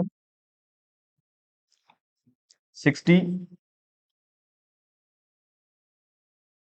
कंपनी अलॉटमेंट का मांग रही है 6 लाख रुपए। कंपनी को 6 लाख में से पहले ही आ चुके हैं 60 हजार, तो आपको कितने और रिसीव होंगे? 540। तो bank account debit to debenture allotment, ये आ गया 5 लाख। 6 लाख मांगे हैं, 60 पहले ही आ चुके हैं, तो अब आएंगे 5,40,000। इसके बाद फर्स्ट कॉल की एंट्री सेम वही बनेगी, debenture first call account debit to 14% debenture, और फिर रिसीव कर लेंगे फर्स्ट कॉल का पूरा अमाउंट 2 लाख रुपए, bank account debit to debenture first call. ये बात थी कि जब डिवेंचर इश्यू कर रहे हैं, कंसीडरेशन कैश में है, पैसा आना है इंस्टॉलमेंट में, कंडीशन है ओवर सब्सक्रिप्शन की, और एडजस्ट करेंगे प्रोरेटा प्लस फुल रिजेक्शन के साथ। Pro rata plus full allotment plus rejection के साथ। अगली बात करें, डिवेंचर जब इश्यू हुए हैं कंसीडरेशन अदर देन कैश, तो जब कंपनी डिवेंचर इश्यू करती है वेंडर्स को, उनसे एसेट्स परचेज कर रहे हैं या रनिंग बिजनेस परचेज कर रहे हैं, डिवेंचर इश्यू करेंगे प्रमोटर्स को उनके इनकॉर्पोरेशन एक्सपेंसेस के लिए, इश्यू करेंगे अंडरराइटर्स को उनके अंडरराइटिंग कमीशन के लिए, तो वो केस कहलाता है कंसीडरेशन अदर देन कैश।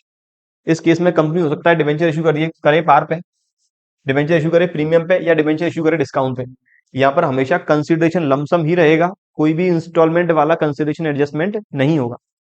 इस केस में सबसे ज्यादा जो इंपॉर्टेंट है वो ये वाली कंडीशन, आपको हमेशा देखना पड़ेगा कितने डिवेंचर हम करने वाले हैं इश्यू। वो कैसे निकालेंगे? कंसीडरेशन पेबल कितना उनका कंसीडरेशन बनता है, अंडरराइटिंग कमीशन से कितना कमीशन बन रहा है, प्रमोटर्स का इनकॉर्पोरेशन कॉस्ट है तो कितना इनकॉर्पोरेशन कॉस्ट का अमाउंट है, या फिर वेंडर से एसेट परचेज किए तो एसेट की वैल्यू कितनी है, रनिंग बिजनेस परचेज किया है तो रनिंग बिजनेस की नेटवर्थ कितनी है। इसमें डिवाइड करेंगे इश्यू प्राइस, यहाँ से आ जाएगा नंबर ऑफ डिवेंचर इश्यूड, फिर नंबर ऑफ डिवेंचर इश्यूड का मल्टीप्लाई करेंगे फेस वैल्यू से आ जाएगा परसेंटेज डिवेंचर, मल्टीप्लाई करेंगे डिस्काउंट से आ जाएगा डिस्काउंट का अमाउंट, मल्टीप्लाई करेंगे सिक्योरिटी प्रीमियम पर डिवेंचर के अमाउंट से आ जाएगा सिक्योरिटी प्रीमियम रिजर्व। एंट्री की बात करें, सेम ही शेयर जैसी एंट्री है, एसेट्स खरीदने की एसेट टू वेंडर, या फिर इसके बाद है डिवेंचर जारी कर रहे हैं वेंडर्स को, अगर पार वैल्यू पे जारी करेंगे तो vendor account debit to percentage debenture, discount पे जारी करेंगे तो vendor account debit discount account debit to percentage debenture, premium पे इशू करेंगे तो vendor account debit to percentage debenture to security premium reserve account. दूसरा केस, जब जारी करेंगे वेंडर्स को रनिंग बिजनेस परचेज करने के अगेंस्ट, तो यहाँ पर एग्जाम में जो भी क्वेश्चन आएगा 100% वाली बात है, वहां तुम्हें गुडविल या फिर कैपिटल रिजर्व निकालना होगा। सबसे पहले रनिंग बिजनेस परचेज करने की entry, sundry assets account debit to sundry liabilities to vendor. Assets में आएगा जितने वैल्यू की हमने एसेट्स ली हैं, लाइबिलिटी में आएगा जितने वैल्यू की लाइबिलिटी ली है जिस वैल्यू पर ली है, और वेंडर में आएगा परचेज कंसीडरेशन, मतलब बिजनेस को हमने कितने वैल्यू पे परचेज किया है। एसेट्स माइनस लाइबिलिटी करके निकालेंगे नेटवर्थ, एसेट्स माइनस लाइबिलिटी करके निकालेंगे नेटवर्थ। अगर नेटवर्थ का अमाउंट परचेज कंसीडरेशन से कम है, अगर नेटवर्थ का अमाउंट परचेज कंसीडरेशन से कम है, या फिर ये कह सकते हैं परचेज कंसीडरेशन नेटवर्थ से है ज्यादा, तो एक्स्ट्रा अमाउंट जो पेड किया वो किया गुडविल के लिए। और इनकेस अपोजिट कंडीशन है, नेटवर्थ ज्यादा है परचेज कंसीडरेशन कम है, ये हो गया हमें बेनिफिट जो है कैपिटल नेचर का, तो वो जाएगा कैपिटल रिजर्व में। फिर डिवेंचर इश्यू करने की सेम एंट्री वही, vendor account debit to percentage debenture par value पे, vendor account debit discount on issue और debenture account debit to percentage debenture discount पर है, प्रीमियम पे है तो vendor account debit to percentage debenture to security premium reserve.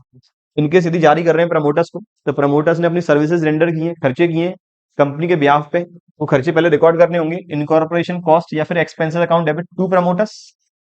Promoters को फिर debenture issue करेंगे, same entry promoters account debit to percentage debenture par value पे, promoters debit discount on issue of debenture debit to percentage debenture discount पर है, promoters account debit to percentage debenture to security premium अगर premium पर है। अगर जारी किया under writers को उनके अंडर राइटिंग कमीशन के लिए, तो अंडर राइटिंग कमीशन पहले करना होगा रिकॉर्ड, एंट्री होगी underwriting commission account debit to underwriters, फिर डिवेंचर करेंगे इश्यू पार प्रीमियम या फिर डिस्काउंट पे। अब बात करें क्वेश्चन, तो क्वेश्चन कहता है एक्स लिमिटेड ने मशीनरी खरीदी है वाई लिमिटेड से, और जो कंसीडरेशन डिसाइड किया है मशीन का वो है 4,40,000 है, मतलब कंसीडरेशन पेबल इस बार मेरा है 4,40,000। कंपनी इश्यू करेगी 100 वाला डिवेंचर 10 रुपए के प्रीमियम पे। अब पास करनी है एंट्री, बहुत सिंपल क्वेश्चन है। सबसे पहले मशीन खरीदने की एंट्री एक्स लिमिटेड की बुक्स में, तो मशीनरी अकाउंट डेबिट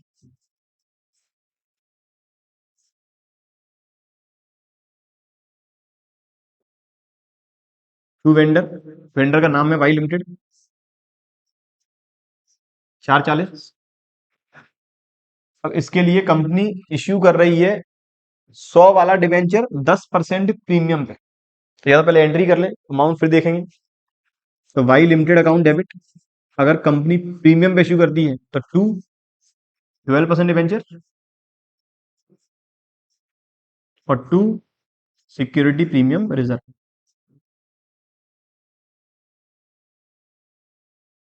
12% डिवेंचर में जाएगा, कंपनी ने जितने डिवेंचर इश्यू किए मल्टीप्लाई फेस वैल्यू। तो मुझे निकालना पड़ेगा डिवेंचर कंपनी ने कितने इश्यू किए, तो 4,40,000 consideration payable divide by issue price एक डिवेंचर की 110। तो यहां से कुछ डिवेंचर आ गए मेरे 4,000। तो 4,000 मल्टीप्लाई बाई 100, ये आ गया परसेंटेज डिवेंचर में। 4,000 मल्टीप्लाई बाई 10, ये आ गया मेरा सिक्योरिटी प्रीमियम में। और मेरा कंसिडरेशन 4,40,000। उम्मीद करता हूं यहां तक कोई भी दिक्कत नहीं है। इनकेस दिक्कत आती है आप लोग कमेंट बॉक्स में कमेंट जरूर करें, आपकी प्रॉब्लम को मैं सॉल्व करने की जल्दी से जल्दी कोशिश करूंगा। और इस पीडीएफ का पूरा कंटेंट, इस क्लास का पूरा कंटेंट आपको हमारे एप्लीकेशन एजुकेशन इनसाइट्स में मिलने वाला है। सारे क्वेश्चंस मिलेंगे वहां पर अलॉन्ग विद द सॉल्यूशंस, आप लोग वहां से डाउनलोड कर सकते हैं। अगला क्वेश्चन कहता है, बी लिमिटेड ने परचेज की है 4 लाख रुपए वाली बुक वैल्यू की एसेट और 50,000 रुपए की लाइबिलिटी मोहन ब्रदर्स से। इट वॉज एग्रीड दैट, ये डिसाइड किया गया परचेज कंसिडरेशन रहेगा 3,80,000। एक बात और, जब कंपनी रनिंग बिजनेस परचेज करेगी तभी गुडविल या फिर कैपिटल रिजर्व आ सकता है, अदरवाइज प्रमोटर्स वाली एंट्री में, अंडर वाली एंट्री में और एसेट्स वाली एंट्री में कभी भी गुडविल और कैपिटल रिजर्व नहीं आएगा। इनकेस हमने कम अमाउंट का कम फेस वैल्यू वाला डिबेंचर इश्यू किया है तो एक्स्ट्रा अमाउंट होगा प्रीमियम, ज्यादा फेस वैल्यू वाले डिबेंचर इश्यू किए हैं तो एक्स्ट्रा अमाउंट होगा डिस्काउंट। कंपनी ने कंसिडरेशन डिसाइड किया 3,80,000, जो सेटल करेंगे डिबेंचर जारी करके, और डिबेंचर है 100 रुपए वाला। क्वेश्चन की डिमांड है जनरल एंट्री क्या पास होगी अगर डिबेंचर जारी किया 10% डिस्काउंट पे, प्रीमियम पे या फिर पार पे। It was agreed that any fraction, in case, ये लाइन के बाद बात करेंगे बाद में। तीसरी लाइन क्या कह रही है, पहले बार एंट्री लिख लें स्टार्टिंग की, फिर इस लाइन की बात करेंगे। सबसे पहली एंट्री बी लिमिटेड बुक्स में करनी है, sundry assets account debit 4 lakh. अगर एग्जाम में कोई ऐसी लाइन है समझ में नहीं आ रही है तो पहले वहां तक के क्वेश्चंस कर लें जहां तक समझ में आ रहा है, उतना पार्ट कर लें जो समझ में आ रहा है। इनकेस लाइन दिक्कत कर रही है सबसे आखिरी में देखें फिर वो। Sundry assets account debit to sundry liabilities, मैंने एक लाइन छोड़ दें यहाँ के लिए।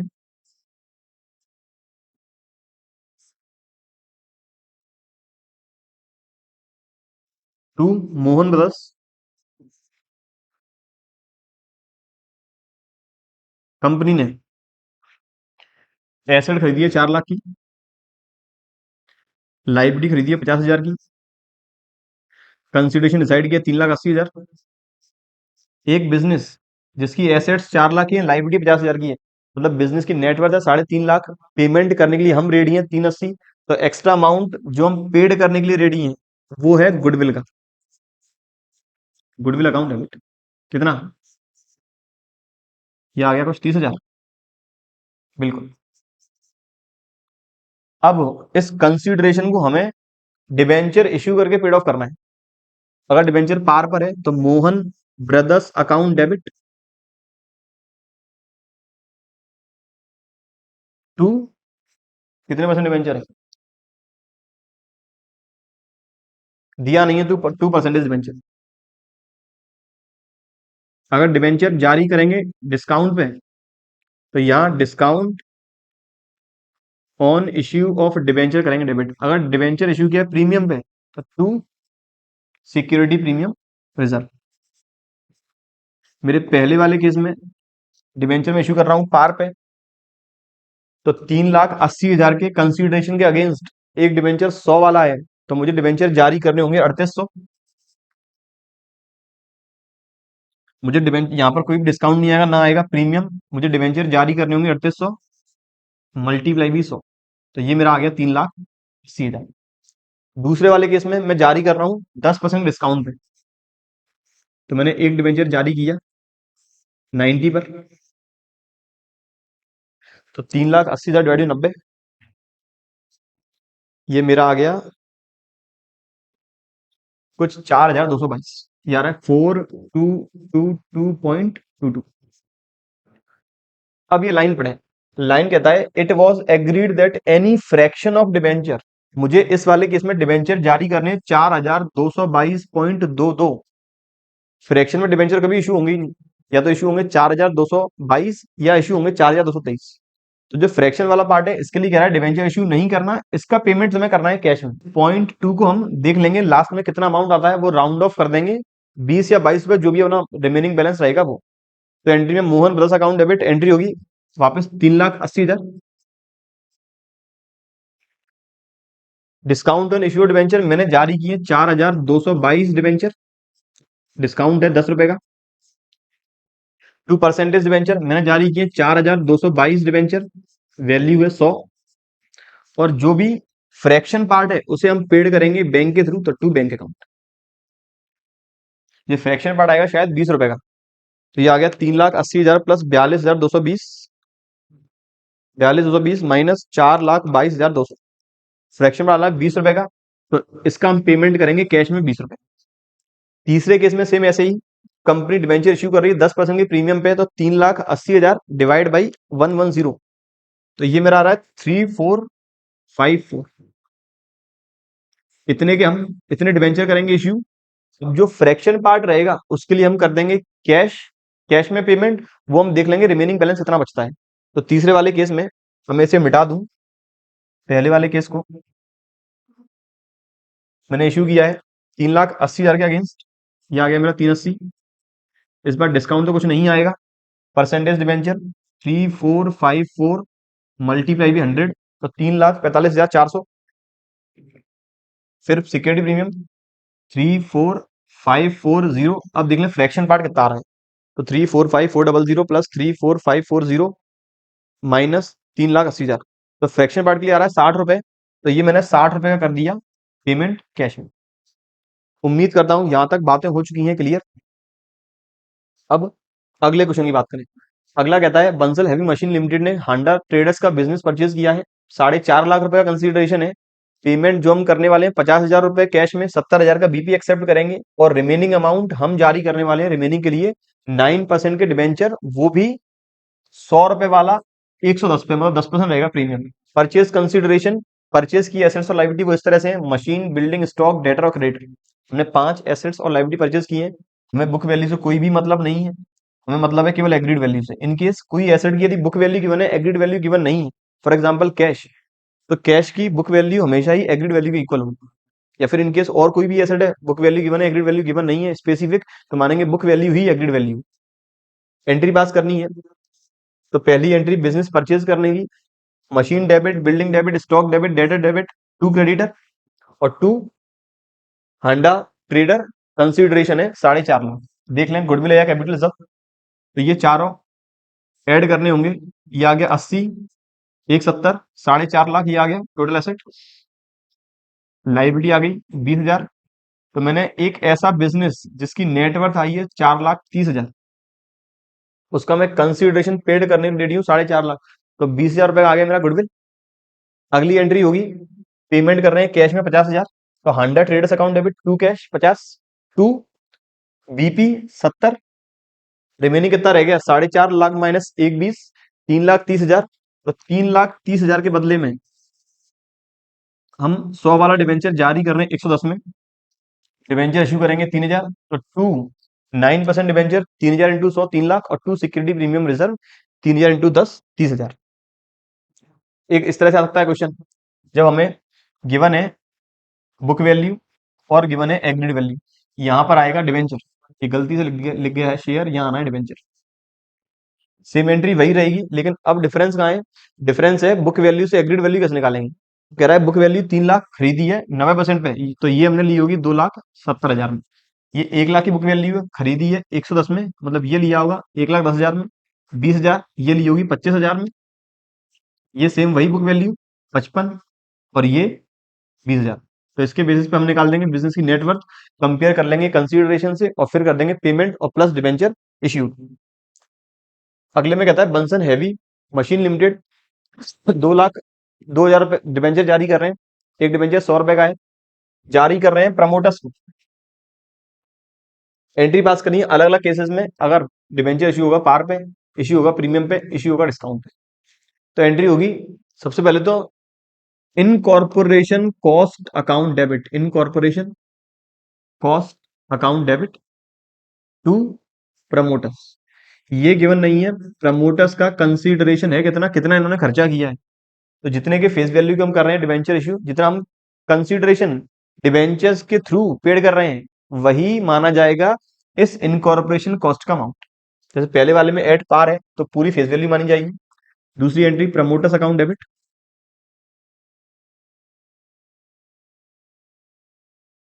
टू 9% डिवेंचर,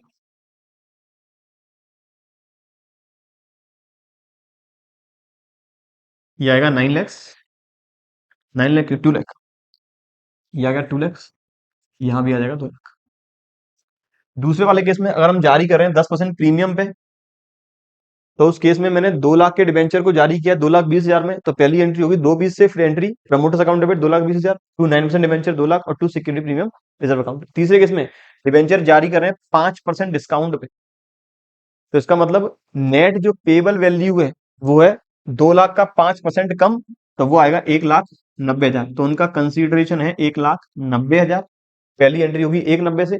दूसरी entry promoters account debit 1,90,000, discount on issue of debenture account debit 10,000 और टू 9% डिबेंचर 2 लाख।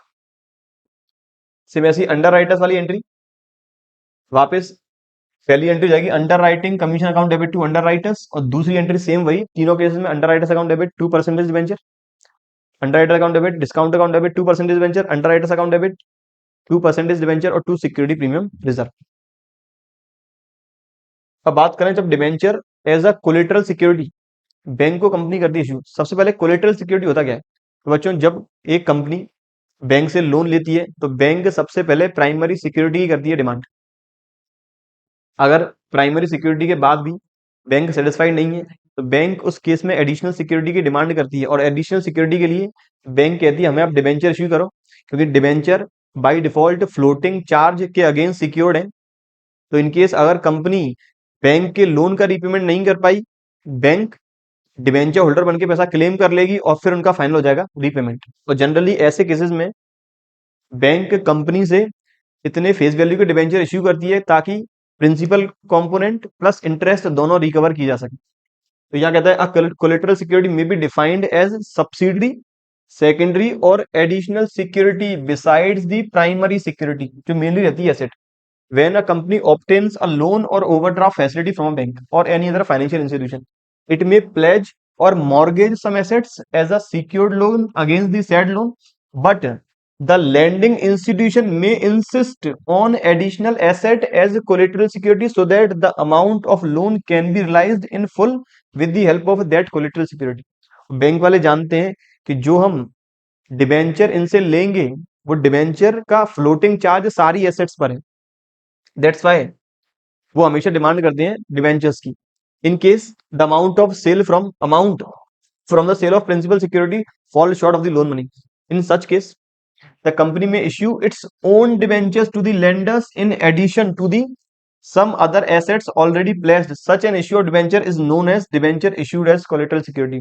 और फिर बैंक ड्यू डेट पर वो डिवेंचर बेचकर पैसा रिलाइज कर सकती है, इन केस प्राइमरी सिक्योरिटी को बेचने के बाद पूरा पैसा रिलाइज नहीं होता है तब। अकाउंटिंग ट्रीटमेंट क्या होगा, तो दो अकाउंटिंग ट्रीटमेंट है। पहला जब कोई भी अकाउंटिंग एंट्री नहीं होगी, दूसरा जब अकाउंटिंग एंट्री होगी।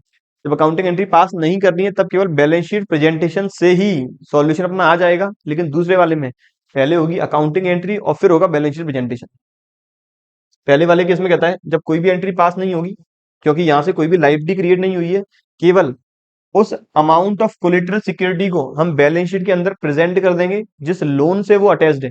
दूसरे केस में यदि एंट्री पास करते हैं तो पहली एंट्री होगी डिवेंचर इश्यू करने की, debenture suspense account debit to percentage debenture. यहाँ याद रखना है बैंक लोन लेने की एंट्री तो दोनों केसेस में ही करनी है, ये बैंक लोन के कंटेक्स्ट में नहीं है। ये एंट्री हम करने वाले हैं, ये सॉल्यूशन करने वाले हैं डिवेंचर के कंटेक्स्ट में। बैंक लोन की एंट्री तो हमेशा वही रहेगी, bank account debit, bank account debit to bank loan. ये एंट्री तो दोनों ही केसेस में होनी है, और बैंक लोन चला जाएगा बैलेंस शीट की non current liability main head सब हेड लॉन्ग टर्म बोरोइंग्स में।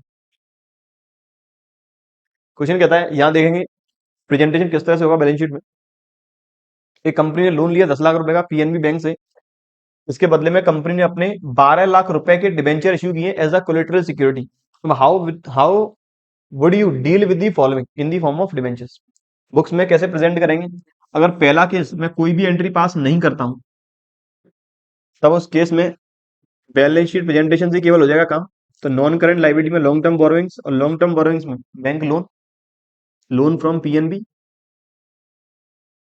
Loan from PNB, amount outer column में लोन का 10 लाख। अब यहां लिखना पड़ेगा सिक्योर्ड अगेंस्ट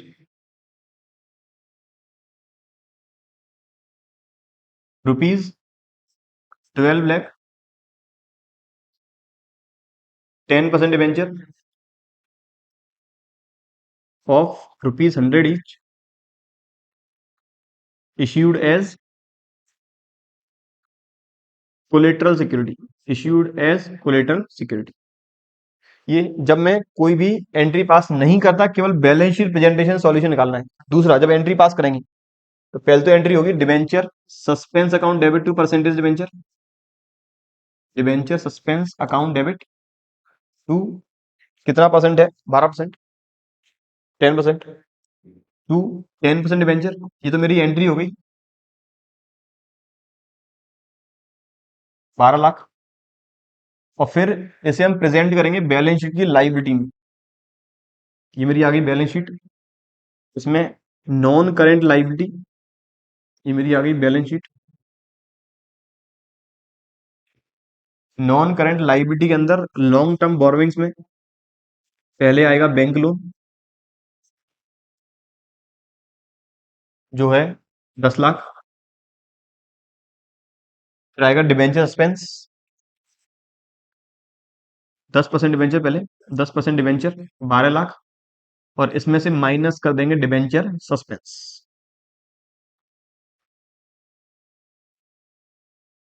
5 लाख। ये हो गया आउटर कॉलम मेरा 0। ये दूसरे वाले ऑल्टरनेटिव का प्रेजेंटेशन। ये बात थी बच्चों ओवरऑल जब कंपनी इश्यू करती है बैंक को debenture as a collateral security. अब देखें क्वेश्चन। ये क्वेश्चन मेरा कहता है रघुवीर लिमिटेड ने 10 लाख रुपए के डिबेंचर इश्यू किए कुछ इस तरह से। सबसे पहले सन्ड्री सब्सक्राइबर्स को 90% कैश में 5.5 लाख फेस वैल्यू वाले। दूसरा, वेंडर्स को मशीन खरीदने के अगेंस्ट, मशीन थी 2 लाख की, डिवेंचर भी इश्यू है 2 लाख के, टोटल हो गए 7.5 लाख के। बैंक को as a collateral security 2.5 lakh रुपए के डिवेंचर्स और बैंक से लोन लिया है 20 लाख रुपए का। इसके अगेंस्ट प्राइमरी या प्रिंसिपल सिक्योरिटी है बिल्डिंग जो है 22.5 लाख की। ये सारे डिवेंचर्स जो पहले और दूसरे वाले केस के हैं, मतलब पब्लिक में और वेंडर को, ये रिडीम कंपनी करेगी 10 साल के बाद। State how the debenture will be dealt with while preparing balance sheet of a company. तो बैलेंस शीट में सिंपल प्रेजेंटेशन है लाइबिलिटी साइड की, नॉन करंट लाइबिलिटी के लॉन्ग टर्म बोरोइंग्स के अंदर कुल जितने वैल्यू के, जितने फेस वैल्यू के कंपनी डिवेंचर इश्यू किए हैं वो प्रेजेंट कर देंगे। तो डिवेंचर सस्पेंस वाले हैं उसका प्रेजेंटेशन अगर एंट्री पास की इस तरह से हो जाएगा, एंट्री पास नहीं की है तो इस तरह से हो जाएगा। मैं बताने वाला हूं सीधा एंट्री। जनरल एंट्री पहले, पहले किसकी करें तो बैंक अकाउंट डेबिट। इनकेस अगर कंपनी 5.5 लाख की फेस वैल्यू वाले डिवेंचर जारी करती है 90% पे, तो पहली bank account debit to debenture application and allotment. अब चाहे तो कंबाइंड एंट्री भी कर सकते हैं, वो भी बताऊंगा कैसे। ये आएगा 5.5 लाख की फेस वैल्यू का 90%, तो ये कुछ आना है 4,95,000। दूसरी entry debenture application and allotment account debit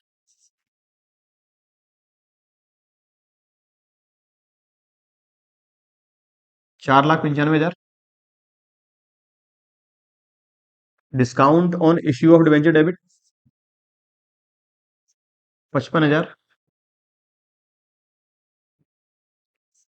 और टू 10% डिवेंचर 8% डिवेंचर्स।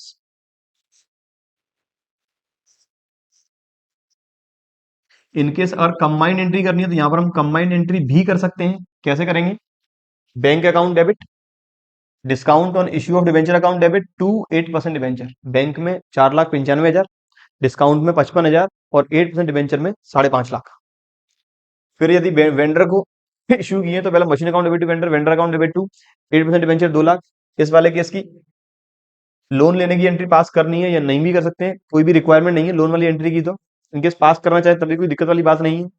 फिर डिवेंचर मैंने इशू किया 2.5 लाख के, debenture suspense account debit to percentage debenture. Balance sheet की लाइबिलिटी में, फिर बैलेंस शीट की लाइबिलिटी में मैं केवल डिवेंचर के कंटेक्स्ट में ही प्रेजेंटेशन बता रहा हूँ केवल। 8% डिवेंचर, कंपनी ने डिवेंचर तो इशू किए 10 लाख के, लेकिन इसमें से 2.5 लाख के जारी हुए बैंक को एज अ कोलेटरल सिक्योरिटी, तो ये आ गया 7.5 लाख। ये बात थी जब कंपनी डिवेंचर इशू करती है कैश में, अदर देन कैश में, वेंडर्स को, प्रमोटर्स को, अंडरराइटर्स को या फिर बैंक को। बात करें जब कंपनी डिवेंचर इशू कर रही है, इशू करते वक्त ही डिसाइड करती है कौन कौन सी कंडीशंस रहने वाली हैं, क्या अकाउंटिंग एंट्रीज होगी रिडम्पशन के कंटेक्स्ट में, और जब कंपनी डिवेंचर रिडीम करेगी तो किस किस केस में हमें लॉस रिकॉर्ड करना है और किस केस में लॉस रिकॉर्ड नहीं करना। तो यहाँ कहता है when a company issue debentures it already mentions क्या अमाउंट रहेगा डिवेंचर रिडम्पशन का, कितना टाइम पीरियड रहेगा, क्या इंटरेस्ट रेट रहेगी, रिडम्पशन प्रिंसिपल अमाउंट पे होना है, डिस्काउंट पे होना है या फिर प्रीमियम पे होना है। Generally no debenture holder is ready on a condition of redemption of discount, so we have to pass entries in the first two cases only। Company जो डिवेंचर रिडीम करती है, डिवेंचर का जो पैसा लौटाती है, लौटाने के 3 केस हैं, एट पार, एट प्रीमियम और एट डिस्काउंट। लेकिन कोई भी डिवेंचर होल्डर डिस्काउंट पे रिडम्पशन के लिए तैयार नहीं है। जैसे सपोज कंपनी के डिवेंचर की फेस वैल्यू 100 रुपए है, कंपनी हो सकता है 100 रुपए पे रिडीम करे, हो सकता है 110 पे रिडीम करे, या हो सकता है 90 रुपीज पे रिडीम करे। तो जनरली कोई भी होल्डर 90 रुपए एक्सेप्ट करने के लिए तैयार नहीं होता। तो इसीलिए ज्यादातर केसेस में या तो एट पार पे एंट्री होगी या होगी प्रीमियम पे, लेकिन हम कवर करने वाले हैं तीनों केसेस। अब यहाँ पे इन तीनों केसेस के बेसिस पर टोटल 9 केसेस बनेंगे। वो कैसे, वो बता दूं। जब कंपनी डिवेंचर इश्यू करती है, इश्यू करने की 3 कंडीशन है, issue at par, at premium और एट डिस्काउंट। ऐसी कंपनी जब रिडीम करेगी, रिडीम की 3 कंडीशन है, पार, प्रीमियम और डिस्काउंट। हो सकता है कंपनी ने इश्यू किया हो पार पे, रिडीम भी करे पार पे, इश्यू किया हो पार पे, रिडीम किया हो प्रीमियम पे, इश्यू करे पार पे, रिडीम करे डिस्काउंट पे। ऐसे इश्यू किया प्रीमियम पे, रिडीम किया पार, इश्यू किया प्रीमियम पे, रिडीम हुआ प्रीमियम पे, इश्यू हुआ रिडीम प्रीमियम पे, रिडीम हुआ डिस्काउंट पे। तीसरा केस, जारी हुआ डिस्काउंट पे, रिडीम पार पे, डिस्काउंट पे जारी, प्रीमियम पे रिडीम, डिस्काउंट पे जारी, डिस्काउंट पे रिडीम। टोटल 9 केसेस ये इस तरह से बने हैं। सर हम पढ़ क्यों नहीं बच्चों, इन 9 केसेस के कंटेक्स्ट में मुझे कुछ 3 केसेस ऐसे होंगे या फिर कुछ रिलेटेड केसेस ऐसे होंगे जहां पर अप्लाई करना है प्रूडेंस या फिर कंजर्वेटिज्म कॉन्सेप्ट, या फिर कंजर्वेटिज्म जो कहता है फ्यूचर के एंटीसिपेटेड लॉसेस हमें रिकॉर्ड करने हैं।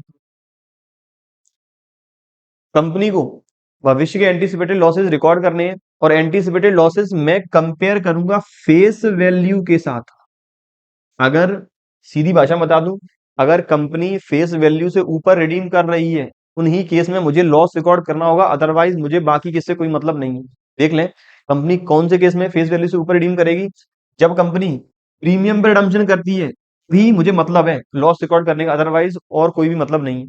इनकेस कंपनी रिडीम करती है प्रीमियम पे, तब मुझे लॉस रिकॉर्ड करना होगा इश्यू के वक्त, और किसी भी केस में लॉस रिकॉर्ड नहीं करना होगा। तो यहाँ पर एक इस कंडीशन में लॉस रिकॉर्ड होगा, एक इस कंडीशन में होगा, और एक इस कंडीशन में होगा। बाकी कंडीशन में मुझे कोई भी मतलब नहीं है। ये बाकी सारी मैंने कंडीशन काट दी, मुझे केवल 3 ही कंडीशन में मतलब है।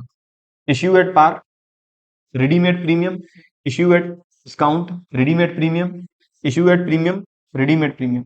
इन तीनों केसेस में जो फ्यूचर का एंटीसिपेटेड लॉस है वो कंपेयर करेंगे फेस वैल्यू से, उस लॉस को आज करेंगे रिकॉर्ड। लॉस रिकॉर्ड कैसे करेंगे वो देखें। लॉस रिकॉर्ड करने के लिए एंट्री होगी loss on issue of debenture, loss of issue of debenture account debit to premium on redemption of debenture account. ये प्रीमियम लाइबिलिटी है जो बैलेंस शीट की नॉन करेंट लाइबिलिटी की अदर नॉन करेंट लाइबिलिटी में हम show करेंगे। और जो लॉस है, ये तो नाम में ही कह रहा है एक्सपेंस या फिर लॉस है, ये हमें राइट ऑफ करना होगा या तो स्टेटमेंट ऑफ पीएनएल से, या फिर कैपिटल प्रॉफिट से, या फिर सिक्योरिटी प्रीमियम रिजर्व से। नोट क्या कहता है, नोट भी देख लें एक बार। At the time of issue of debenture only those cases are need to be analysed in company incurring losses in which company incurring losses loss means when company need to pay extra amount over face value। loss का मतलब जब company extra amount paid करेगी face value से ऊपर। Loss on issued debenture need to be record only in cases where redemption value is more than the face value, that is redemption at premium. तो केवल तीन ही cases में loss record होगा। Fourth कहता है for recording losses on issue there is no requirement to consider issue price. हमें issue price से कोई भी मतलब नहीं है, हमें मतलब है फेस वैल्यू से। फेस वैल्यू से ऊपर यदि रीपेमेंट करती है, रिडम्पशन करती है, तभी लॉस रिकॉर्ड करना है। कंजर्वेटिज्म कौन से फॉलो करना पड़ेगा, कोई प्रॉफिट है वो इग्नोर करेंगे। Above losses can be include in the value of discount offered if any. अगर कंपनी डिस्काउंट देती है तो डिस्काउंट वाला अकाउंट जो मैंने पिछले स्लाइड में या उससे पहले डेबिट किया था डिस्काउंट ऑन इश्यू और डिवेंचर में, इस डिस्काउंट को मैं मर्ज कर सकता हूं, इंक्लूड कर सकता हूं लॉस के साथ। इसलिए मैंने वहां हर जगह लिखा लॉस ऑन इश्यू डिवेंचर या फिर डिस्काउंट ऑन इश्यू डिवेंचर। आखिरी कहता है मेरी एडवाइस क्या कहती है कि ये जो लॉस रिकॉर्ड करने की एंट्री है ये सेपरेटली पास करें, क्योंकि अगर मैं ऐसा नहीं करता हूं तो मैं कंपाउंड एंट्री का रूल करता हूं वायलेट। आगे कहता है लॉस, लॉस कहां से राइट ऑफ करेंगे, सिक्योरिटी प्रीमियम से राइट ऑफ करेंगे, या तो कैपिटल प्रॉफिट से करेंगे, या फिर फ्री प्रॉफिट से करेंगे। और जनरली नॉर्मली केसेस में लॉस तो हम राइट ऑफ करते हैं ओवर दी लाइफ, लेकिन यहाँ हमें लॉस राइट ऑफ करना होगा एक बार में। लॉस के बारे में राइट ऑफ करने के लिए हम आखिरी इस लेक्चर में आखिरी हमने स्लाइड तैयार की है, वो केवल लॉस राइट ऑफ करने से रिलेटेड है। पहले देख लें क्वेश्चन। क्वेश्चन कहता है नैना लिमिटेड ने इशू किया 50,000 10% डिवेंचर, 100 रुपए का एक डिवेंचर है। नीचे देखिए कंडीशन पर हम रिडम्पशन करने वाले हैं। सबसे पहला इशू करेंगे पार पे और रिडीम करेंगे पार पे। इशू कर रहे हैं 100 रुपए वाला डिवेंचर 100 रुपए पे ही, और रिडीम भी कर रहे हैं 100 रुपए पे ही। इस केस में मुझे कोई भी लॉस नहीं होगा, क्योंकि रिडम्पशन होना चाहिए प्रीमियम पर। प्रीमियम पर मैं तो केवल इश्यू करके इस केस में इश्यू वाली एंट्री कर दूंगा, bank account debit to debenture application and allotment 50,000 into 100, फिर debenture application and allotment account debit to 10% debenture 50 lakh, और कोई भी एंट्री फर्दर आगे नहीं होगी। दूसरे वाले केस में सेम डिस्काउंट पर जारी कर रहे हैं, प्रीमियम पर सॉरी पार पर रिडीम करेंगे। इस वाले केस में भी केवल इश्यू की एंट्री जाएगी, फर्दर कोई एंट्री नहीं होगी। तीसरे वाले केस में सेम प्रीमियम पर इश्यू कर रहे हैं, पार पर रिडीम में इश्यू वाली एंट्री होगी और कोई भी एंट्री नहीं होगी। फोर्थ वाले केस में पहले तो हमें इश्यू वाली एंट्री करनी पड़ेगी सेम वही जो हमने पहले केस में की। इसके अलावा एक एंट्री और करनी पड़ेगी इस लॉस को रिकॉर्ड करने की, क्योंकि रिडम्पशन है प्रीमियम पे। 50 लाख रुपए का 10% एक्स्ट्रा लौटाएंगे तो 5 लाख रुपए का लॉस होगा एक्स्ट्रा। इस लॉस को रिकॉर्ड करने की entry loss on issue of debenture account debit to premium on redemption of debenture account. अगले केस में डिस्काउंट पे इश्यू है तो पहले डिस्काउंट की एंट्री पास कर लेंगे, bank account debit to debenture application and allotment 95 multiply 50,000। फिर अगली entry debenture application and allotment account debit to discount on issue debenture account debit to 10% debenture. इस वाले केस की दूसरी entry debenture application and allotment debit, ये कुछ आया था 95, बिल्कुल 95 मल्टी 50,000, फिर डिस्काउंट या फिर loss on issued venture debit 5 into 50 और टू 10% डिवेंचर। ये तो मेरी एंट्री हो गई डिवेंचर इश्यू करने की। अब इसी दिन मुझे लॉस रिकॉर्ड करना होगा, तो लॉस रिकॉर्ड करने की entry loss on issue of debenture debit to premium on redemption of debenture. कितने का लॉस होगा, 50 लाख का 10% होगा मुझे लॉस, तो ये एंट्री होगी 5 लाख से। उम्मीद करता हूं यहां तक बातें हो चुकी हैं क्लियर। फिर अगले केस में रिडम्पशन वापस प्रीमियम पे है, तो एंट्री पास कर लेंगे पहले प्रीमियम पे इश्यू करने की, और फिर 4% मतलब 2 लाख रुपए का डिस्काउंट अलग से, 2 लाख रुपए का लॉस अलग से कर लेंगे रिकॉर्ड।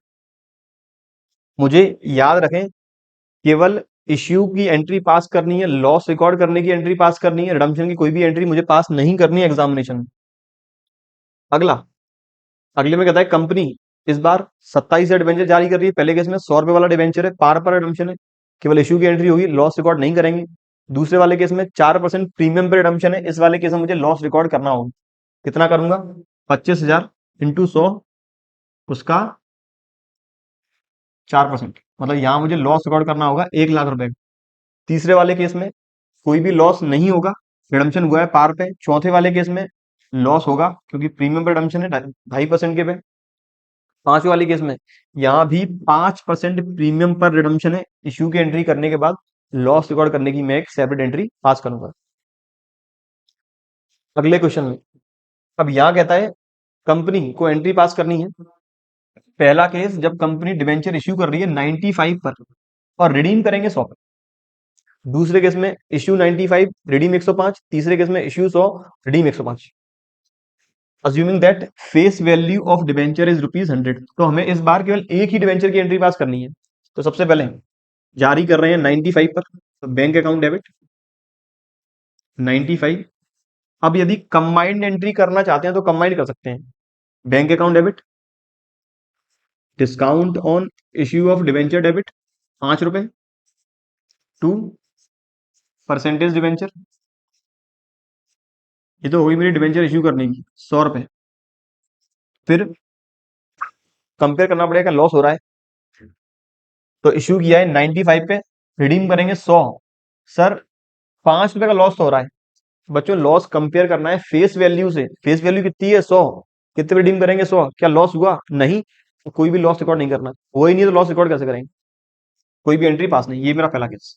दूसरे वाले केस में पहली एंट्री सेम यही, अब रिडीम हो रहा है 105 पे, तो ₹5 का लॉस बिल्कुल है, तो एंट्री होगी loss on issue of debenture debit 5, to premium on redemption of debenture 5। In case इस एंटिटी को यहां पर कंबाइंड करनी है, कंबाइंड कर सकते हैं लेकिन इसका कोई फायदा है नहीं। कंबाइंड करनी है तो लॉस इसके साथ कंबाइंड कर देंगे, ये हो जाएगा 5 + 5 10, और प्रीमियम आ जाएगा इस साइड, तो premium on redemption of debenture. तीसरे केस में पहले एंट्री होगी 100 रुपए के हिसाब से, ₹5 का लॉस अलग से रिकॉर्ड कर लेंगे। अब बात करें अगला केस, इंटरेस्ट ऑन डिवेंचर से रिलेटेड, कि जब कंपनी डिवेंचर की इंटरेस्ट पहले करती है ड्यू, उस पर डिडक्ट करेगी टीडीएस और फिर करती है पेमेंट। कंपनी के केसेस में, डिवेंचर वाले केसेस में कंपनी ज्यादातर पेमेंट करती है इंटरेस्ट का हाफ ईयरली, और टीडीएस वाला यदि केस उसमें अप्लाई होता है तो टीडीएस का अमाउंट भी मुझे करना होगा deduct. When a company issued debentures, it is under an obligation to pay interest at fixed percentage, either half yearly or yearly depend, but in most of the cases it is to be paid half yearly until debenture redeem। कब तक interest का payment होता रहेगा? जब तक debenture redeem नहीं होते। The percentage is usually is a part of name of the debenture. Percent जो डिवेंचर की इंटरेस्ट रेट है वो डिवेंचर के नेम का ही पार्ट है, जैसे मैंने अभी तक लिखा 8%, 9%, 10%, वो सारा। इंटरेस्ट, इंटरेस्ट जो हमेशा निकालेंगे वो निकालेंगे नॉमिनल वैल्यू से। चलिए मैंने आपको शेयर्स वाले टॉपिक में बताया था, डिविडेंड हमेशा निकालते हैं फेस वैल्यू या फिर नॉमिनल वैल्यू पे, सेम ऐसे ही डिवेंचर की इंटरेस्ट निकालते हैं फेस वैल्यू पर। चाहे हमने डिस्काउंट पे इश्यू किया हो, प्रीमियम पे इश्यू किया हो, पार पे इश्यू किया हो, हमेशा जो इंटरेस्ट का अमाउंट है वो निकलेगा फेस वैल्यू से। तो डिवेंचर की इंटरेस्ट है जो चार्ज अगेंस्ट प्रॉफिट है, तो हमेशा पेड करनी होगी चाहे प्रॉफिट हो या नहीं। According to income tax act 1961, यदि कंपनी पेमेंट कर रही है इंटरेस्ट का तो कंपनी को टीडीएस डिडक्ट करना यहाँ पर जरूरी है। बात करें फिर टीडीएस डिडक्ट करने के बाद, उस टीडीएस को जमा कराएंगे सरकार के पास, गवर्नमेंट अथॉरिटीज के पास। सबसे पहले डिवेंचर की इंटरेस्ट ड्यू करेंगे, तो debenture interest account debit to debenture holder, यहीं पर कंपनी को टीडीएस करना है डिडक्ट, तो टू टीडीएस पेबल। टोटल जो डिवेंचर इंटरेस्ट अमाउंट आया वो करना है डेबिट। इसका एक स्पेसिफिक परसेंटेज जो गवर्नमेंट के पास टैक्स के फॉर्म में जमा कराना है, तो टू टीडीएस पेबल, और बाकी का हम ड्यू कर देंगे डिवेंचर होल्डर के लिए। फिर करेंगे payment, debenture holder account debit to bank और टीडीएस का पेमेंट टू बैंक, तो मैंने एंट्री कर दिया कंबाइंड।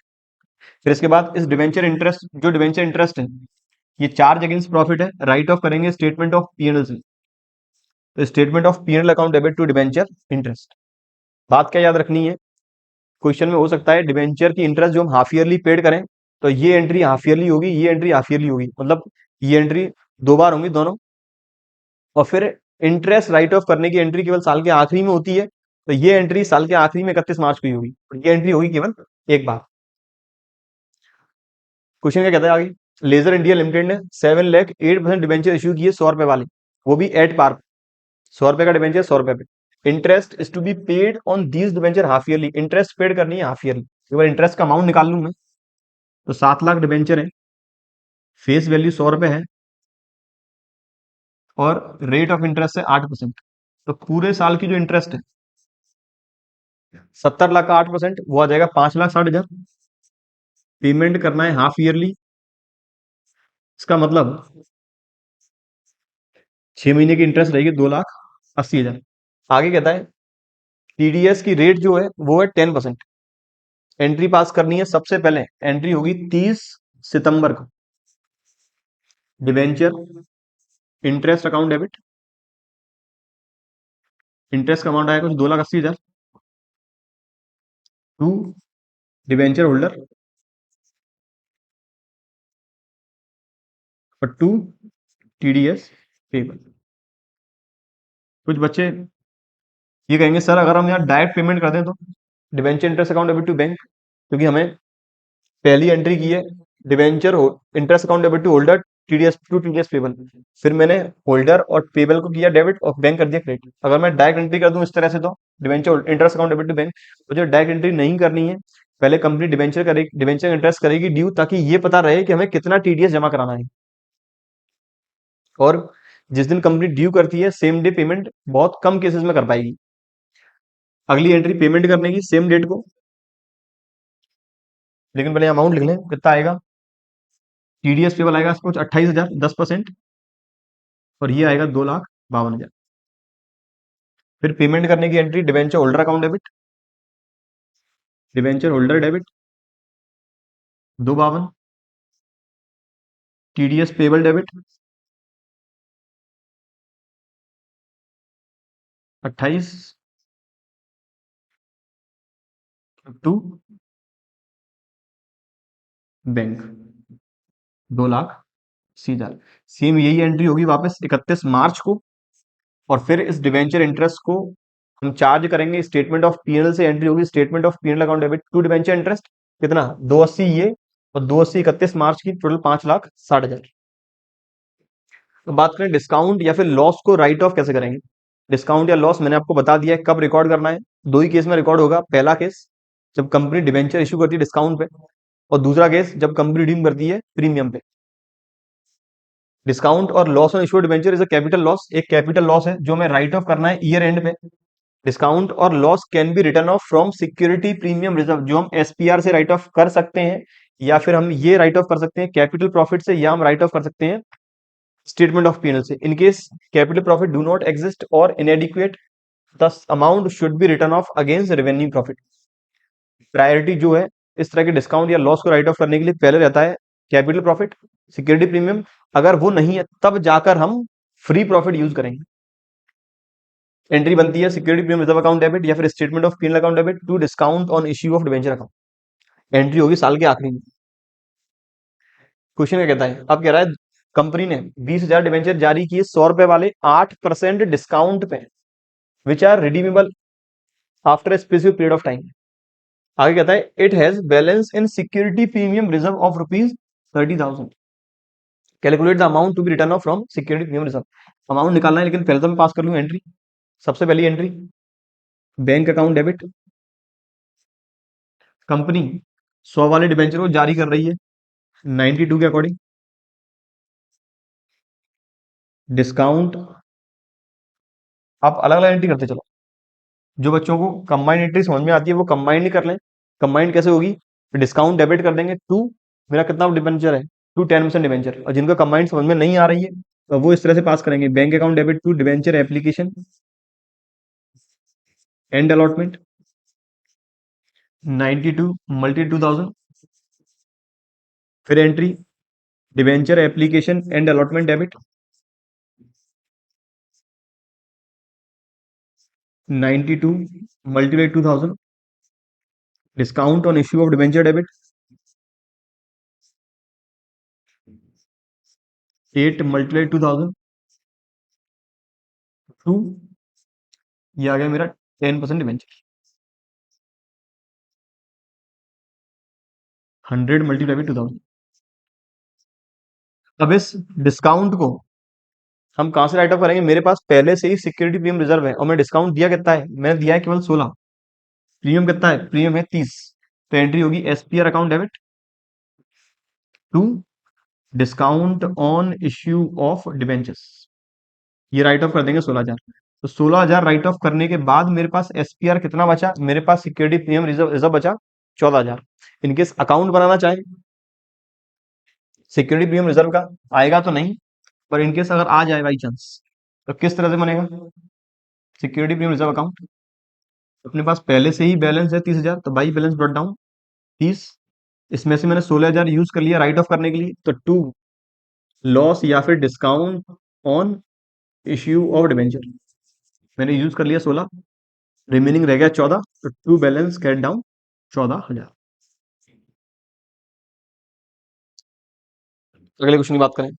अगला क्वेश्चन कहता है, आखिरी क्वेश्चन जो है रोहित लिमिटेड ने इशू की है 50,000 8% डिवेंचर, 100 रुपए का एक डिवेंचर है, डिस्काउंट 9% का है, कंपनी के पास पहले से ही 5 लाख रुपए हैं सिक्योरिटी प्रीमियम में, नेसेसरी एंट्री पास करनी है डिवेंचर इशू के रिगार्डिंग, कंपनी डिवेंचर को रिडीम करने वाली है प्रीमियम पर, वो भी 7% के पहले एंट्री पास कर लें। अब मैं करने वाला हूँ combined entry, bank account debit, वो भी कंबाइंड एंट्री, तीनों को मैं एक ही एंट्री में कंबाइन कर दूंगा। कंपनी जारी कर रही है 50,000 डिवेंचर, वो भी 91 के अकॉर्डिंग, 50,000 इंटू 91, 91 रुपए। फिर loss on issue of debenture debit, company को एक तो 50,000 रुपए के 50,000 डिवेंचर पे 9 रुपए का लॉस ये हुआ, प्लस कंपनी रिडीम करेगी 7% प्रीमियम पे, तो 50,000 डिवेंचर पर 7 रुपए का लॉस और होगा। टू 8% डिवेंचर, 50,000 डिवेंचर इंटू 100, और to premium on redemption of debenture, 50,000 into 7। तीन एंट्री करना चाहते हैं, अलग अलग एंट्री करना चाहते हैं। पहली एंट्री होगी bank account debit 50,000 multiply 91 to debenture application and allotment. दूसरी entry debenture application and allotment account debit, loss on issue of debenture या फिर discount on issue of debenture account debit, 50,000 गुणा 9 जाएगा लॉस में, टू 8% डिवेंचर 50,000 गुणा 100 या 50,000 multiply 100। तीसरी entry loss record करने की, loss on issue of debenture account debit 50,000 multiply 7 to premium on redemption of debenture account. अब मुझे लॉस कितना हुआ टोटल? 4.5 लाख ये, 3.5 लाख ये, मुझे टोटल लॉस हुआ है 8 लाख का। इस 8 लाख के लॉस को अपने पास एसपीआर पहले से ही है 5 लाख का, 3 लाख का ये राइट ऑफ करेंगे स्टेटमेंट ऑफ पीएनएल से, to loss on issue of debentures amount 8 lakh. ये तो वही में एंट्री की बात। अब मुझे अकाउंट और बनाना है loss on issue of debenture का। जनरली तो loss on issue of debenture जो है ये हम राइट ऑफ करते हैं लाइफ के बेसिस पर, लेकिन अब हमें रिडम्पशन वाला पार्ट नहीं पढ़ना है, तो ये मुझे एक बार में ही राइट ऑफ करना होगा। डेट का कॉलम बनाना चाहें तो बना सकते हैं अगर डेट गिवन हो क्वेश्चन में, तो अदरवाइज नहीं बने। ये आ गया पर्टिकुलर्स, ये आ गया डेट, पर्टिकुलर्स और अमाउंट। मैंने लॉस रिकॉर्ड किया, लॉस रिकॉर्ड एक तो यहां आया है जो discount on issue of debenture या फिर loss on issue of debenture account debit to 8% debenture, तो यहां आएगा टू 8% डिवेंचर जो आया 4.5 लाख, और एक आया है loss, loss on issue of debenture account debit to premium on redemption of debenture, तो to premium on redemption of debenture 3.5 lakh. अब मैंने राइट ऑफ किया है 5 लाख रुपए का प्रीमियम से और 3 लाख का एसपीआर से, तो बाई सॉरी एसपीएल से, by SPR security premium reserve 5 lakh, by statement of P&L जो आ गया मेरा 3 लाख। ये हो गया मेरा अकाउंट क्लोज, 8 लाख और 8 लाख। उम्मीद करता हूँ ये क्वेश्चन भी हो चुका है क्लियर, आपके सारे डाउट हो चुके हैं क्लियर। इन केस कोई अब भी दिक्कत आए कमेंट बॉक्स में कमेंट जरूर करें, मैं आपकी प्रॉब्लम को सॉल्व करने की कोशिश जरूर करूंगा। पूरे कंटेंट की पीडीएफ के लिए आप हमारी एप्लीकेशन एजुकेशन इनसाइट्स डाउनलोड कर सकते हैं। वीडियो पसंद आए लाइक जरूर करें, अपने फ्रेंड्स के साथ शेयर जरूर करें। ऐसे ही रिलेटेड टॉपिक जो फाइनेंशियल स्टेटमेंट है वो डिस्कस करने वाले अपने अगले लेक्चर्स में। तक पढ़ते रहें और बने रहें हमारे यूट्यूब चैनल के साथ। Thank you.